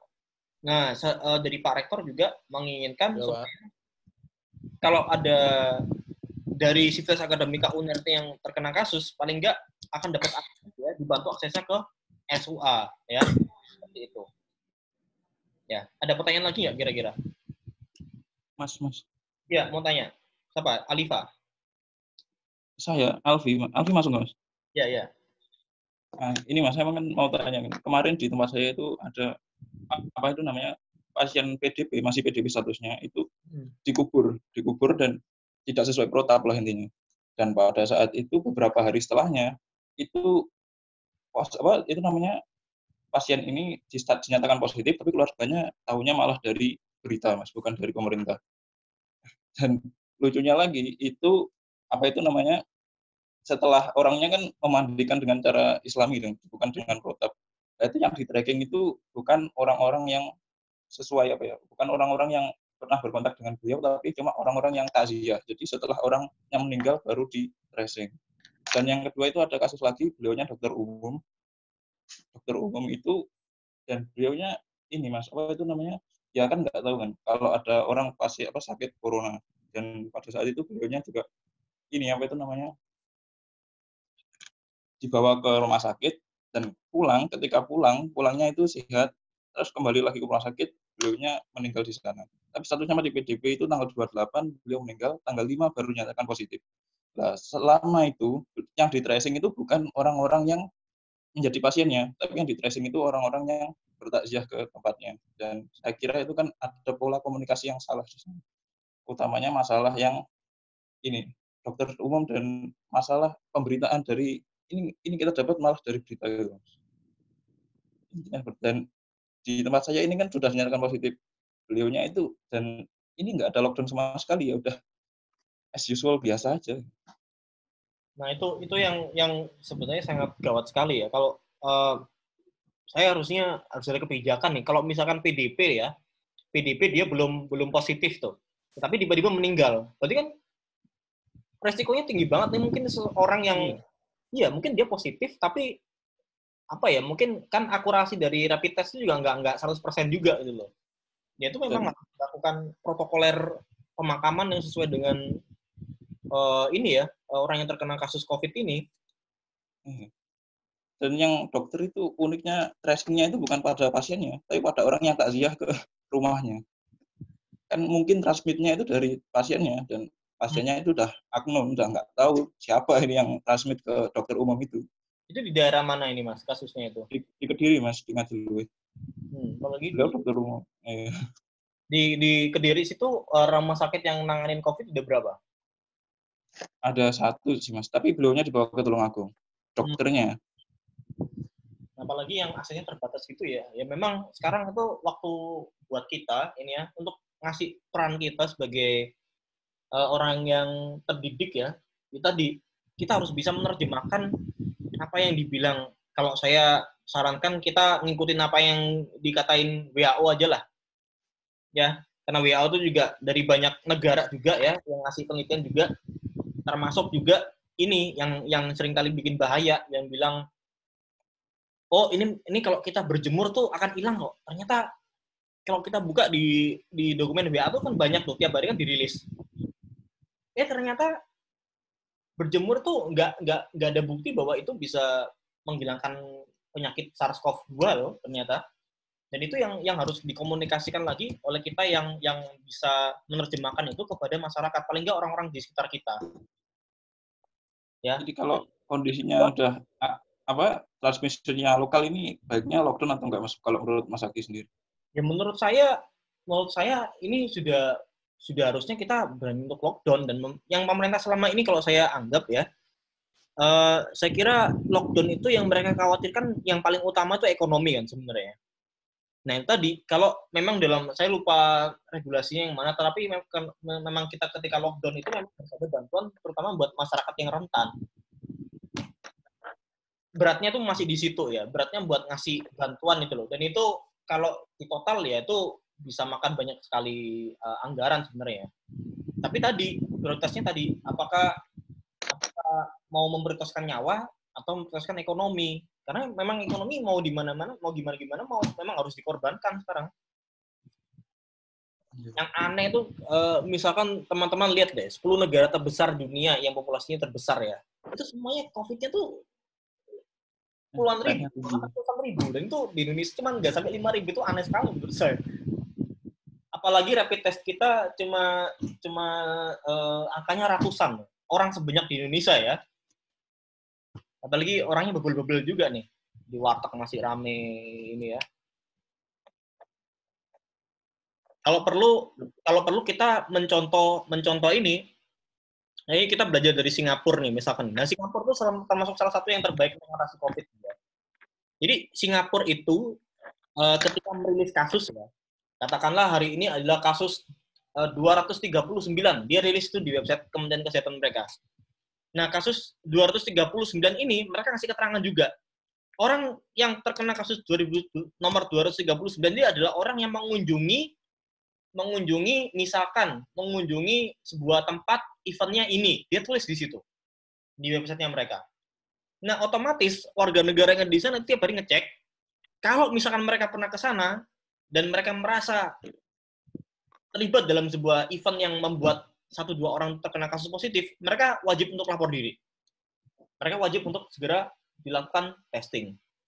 Nah, selama ini kita rilis data tiap hari, cuma dapat angkanya doang, tapi kita nggak tahu itu misalkan orang tuh ceritanya tuh kayak gimana, dia pertama kali kena tuh karena apa gitu. Dan itu menurut saya berbahaya sekali, ya kan? Selama ini kita dapat angkanya doang kan, sembuh sekian, meninggal sekian, kasus baru sekian, tapi kita nggak tahu ini kasus ini ceritanya dari mana nih, gitu. Itu yang saya maksud dengan keterbukaan, itu bukan hanya sekadar rilis statistik ya, tapi dia juga harus rilis background informasi kenapa orang itu bisa terkena gitu ya. Kalau itu dilakukan, kita yang tiap hari ngecek gitu ya, itu kita juga bisa merasa lebih aman. Oh, hari ini saya nggak berada di lokasi kasus tersebut, ya. Oh, saya nggak datang ke event ini. Oh, saya nggak datang ke tempat ini. Itu yang terjadi sekarang. Nah, kira-kira ada yang mau Apalagi tracing-nya saya kira juga belum maksimal juga sih, Mas. Ya, makasih, Mas. Ya, sama-sama. Mungkin ada lagi yang mau berbagi ini atau masih pendapat lain? Ini tadi ya, jadi kuncinya dari development management itu kenapa transparan? Ya. Karena kalau kita nggak transparan, kita udah datanya nggak transparan, terus nggak akuntabel sama keputusan, nggak akuntabel sama arahan, maka kita justru yang paling jadi korban dalam masyarakat itu sendiri. Ya. Oke, ada lagi teman-teman? Permisi. Ya, Ayu ya. Iya. Saya bukan bermaksud untuk bertanya ya, namun lebih kepada exchange of opinion to you as a senior lecturer. In development management, there is this term called fallacy planning. The point of the term is that we, as a human being, tend to underestimate the time and cost spent in achieving development. So I've been reading news about the progress of the coronavirus vaccine, and I will say that so far we have reached a good progress. Let's put a positive outlook on the whole situation, and the vaccine is soon to be found. And in my opinion, I think that most governments in the world is experiencing this fallacy planning. Why I'm saying this is because in the virtual G20 conference, the third point emphasized affordability and availability for vaccines and other medical needs.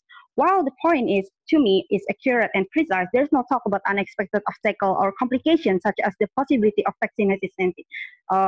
Dan selanjutnya juga, mungkin situasi mengenai vaksin hesitancy atau anti-vaccination itu lebih severe di Europe dan United States ya.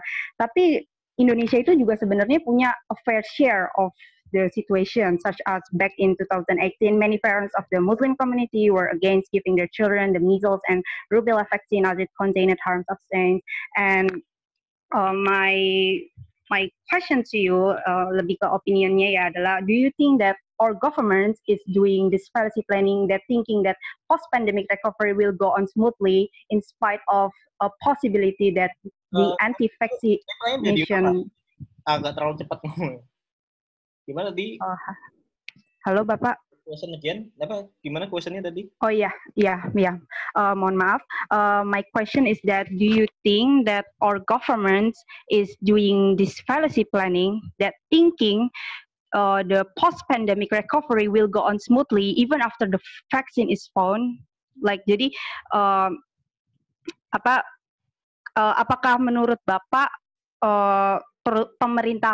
pemerintah di dunia ini berdasarkan virtual G20 conference melakukan fallacy planning, memikirkan bahwa post-pandemic recovery akan berjalan dengan lancar setelah vaksin tersebut ditemukan, padahal ada kemungkinan akan ada resistensi dari komunitas anti-vaksin.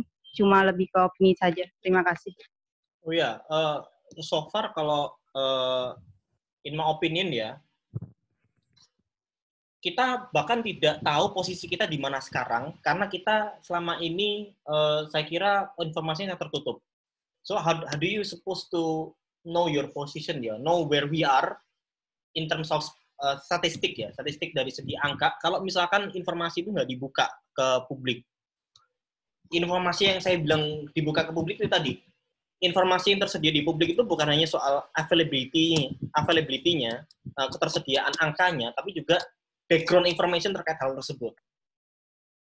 Yang saya takutkan adalah karena ini dirasa sesuatu yang enteng, maka kita sangat sedikit sekali untuk melakukan sesuatu yang saya kira harus ngambil tindakan serius. Di banyak negara sekarang bahkan mereka tidak sungkan, menurut saya ini mungkin juga harus dilakukan juga segera di Indonesia, itu adalah melibatkan polisi dan militer agar mereka mengambil tindakan yang perlu, agar mereka mau segera melakukan social distancing, physical distancing. Yang saya kira di Indonesia itu masih masih dibiarkan seperti itu, ya. Kedua yang soal vaksin ya, itu memang budaya ya. Ya tadi, kalau misalkan kita memang mau menggunakan sesuatu yang agak represif, jadi represif itu menurut saya nggak sepenuhnya salah dalam kondisi yang sangat darurat ya. Memang di satu sisi ada sesuatu yang dilanggar. Yang dilanggar itu misalkan kayak privasi itu ya. Oh, banyak kok negara yang melakukan tracking ya kepada citizen-nya. Tapi itu memang sesuatu yang harus dilakukan karena ini menyangkut keselamatan banyak orang. Jadi kalau HP kita GPS-nya dinyalakan terus-menerus ya, kita bisa diketahui kalau kita positif di mana, itu kan sebenarnya melanggar kita privasi. Tetapi kalau kita lihat kasus ini sekarang, memang itu sesuatu yang harus dilakukan. Jadi koersifnya tuh bisa ya ada hal-hal yang bisa kita kompromis kan ya. Kita harus kompromis dengan privasi kita karena memang ini sesuatu yang bisa mengancam banyak orang. Karena ini sesuatu yang bisa sangat cepat menular bahkan hanya dalam waktu hitungan detik ya. Sesuatu yang gak kasat mata. Otomatis saya kira perlu penekanan yang cukup keras sekarang dari bagaimana kita mengandalkan aparat yang ada untuk melakukan sesuatu yang dikira itu penting. Baik itu membubarkan kerumunan, baik itu apalagi ya, baik itu mengancel banyak acara, termasuk juga tadi soal vaksin. Nah, vaksin kita saya kira gini, kalau saya kira vaksin ini masih sesuatu yang banyak ditolak di Indonesia ya. Terutama kalau kita lihat persebaran petanya adalah daerah-daerah yang punya kepercayaan agama yang sangat konservatif. Tapi di sini lagi-lagi peran dari expert itu adalah bagaimana kita bisa menjelaskan ini ke publik ya. Bagaimana kita harus kompromis, termasuk saya kira so far kerjasama agama dari institusi agama itu cukup bagus karena hampir semua organisasi agama terbesar di Indonesia itu setuju bahwa ini sesuatu yang nggak bisa ditolerir ya. Semuanya harus bisa ngencel. Kalau perlu ada fatwa yang mengatakan bahwa mudik itu sesuatu yang harus di cancel ini ya. Nah ini saya kira kedepannya kita bisa ngasih pendekatan itu supaya orang-orang mau divaksin walaupun kita nggak tahu ini vaksin akan jadinya kapan. Jadi saya menekankan lagi, ini adalah sesuatu yang nggak dihadapi oleh semua generasi. Ya, terakhir kali generasi yang menghadapi ini adalah generasi yang hidup di tahun 1918 di Spanish flu ya. Dan kita berjarak 1 abad dengan mereka. Nggak semua generasi melakukan, jadi memang ini sesuatu yang unusual. Bahkan seluruh dunia itu berhenti untuk melakukan aktivitasnya, meng-cancel banyak event besar dan sebagainya. Jadi kalau perlu nih, tadi mungkin kalau usulan saya, kebijakan yang diambil adalah tadi, yang pertama surveillance pasti melanggar privasi ya, tetapi itu harus perlu dilakukan supaya nggak nyebar penyakitnya. Yang kedua adalah, ini tadi, adalah kita kalau perlu kita pakai pendekatan yang agak sedikit represif dengan polisi dan militer dilibatkan untuk membubarkan massa. Ini maksudnya bukan massa yang demo atau apa enggak ya, tapi ini untuk kebaikan bersama ya. Yang ketiga tadi kalau ada vaksin ya memang mau nggak mau harus dilakukan secara massal dan bertahap. Jadi kalau kita force itu dengan kebijakan yang tegas, saya kira itu bisa dilakukan. Mudah-mudahan cukup menjawab ya. Mungkin ada lagi yang mau diskusi soal ini.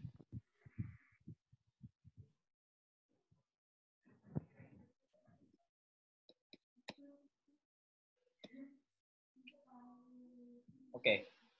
Anything else, teman-teman?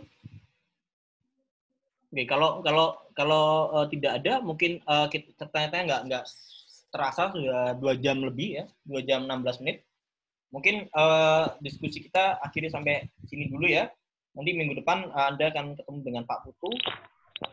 Oh ya, ada Dwi, ada lagi. Ini tiba-tiba.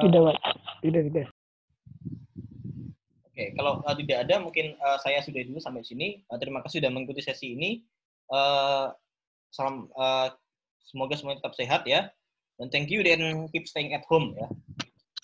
Ya Pak. Iya Pak. Terima kasih Pak. Terima kasih Pak. Terima kasih Pak Agi. Terima kasih Pak.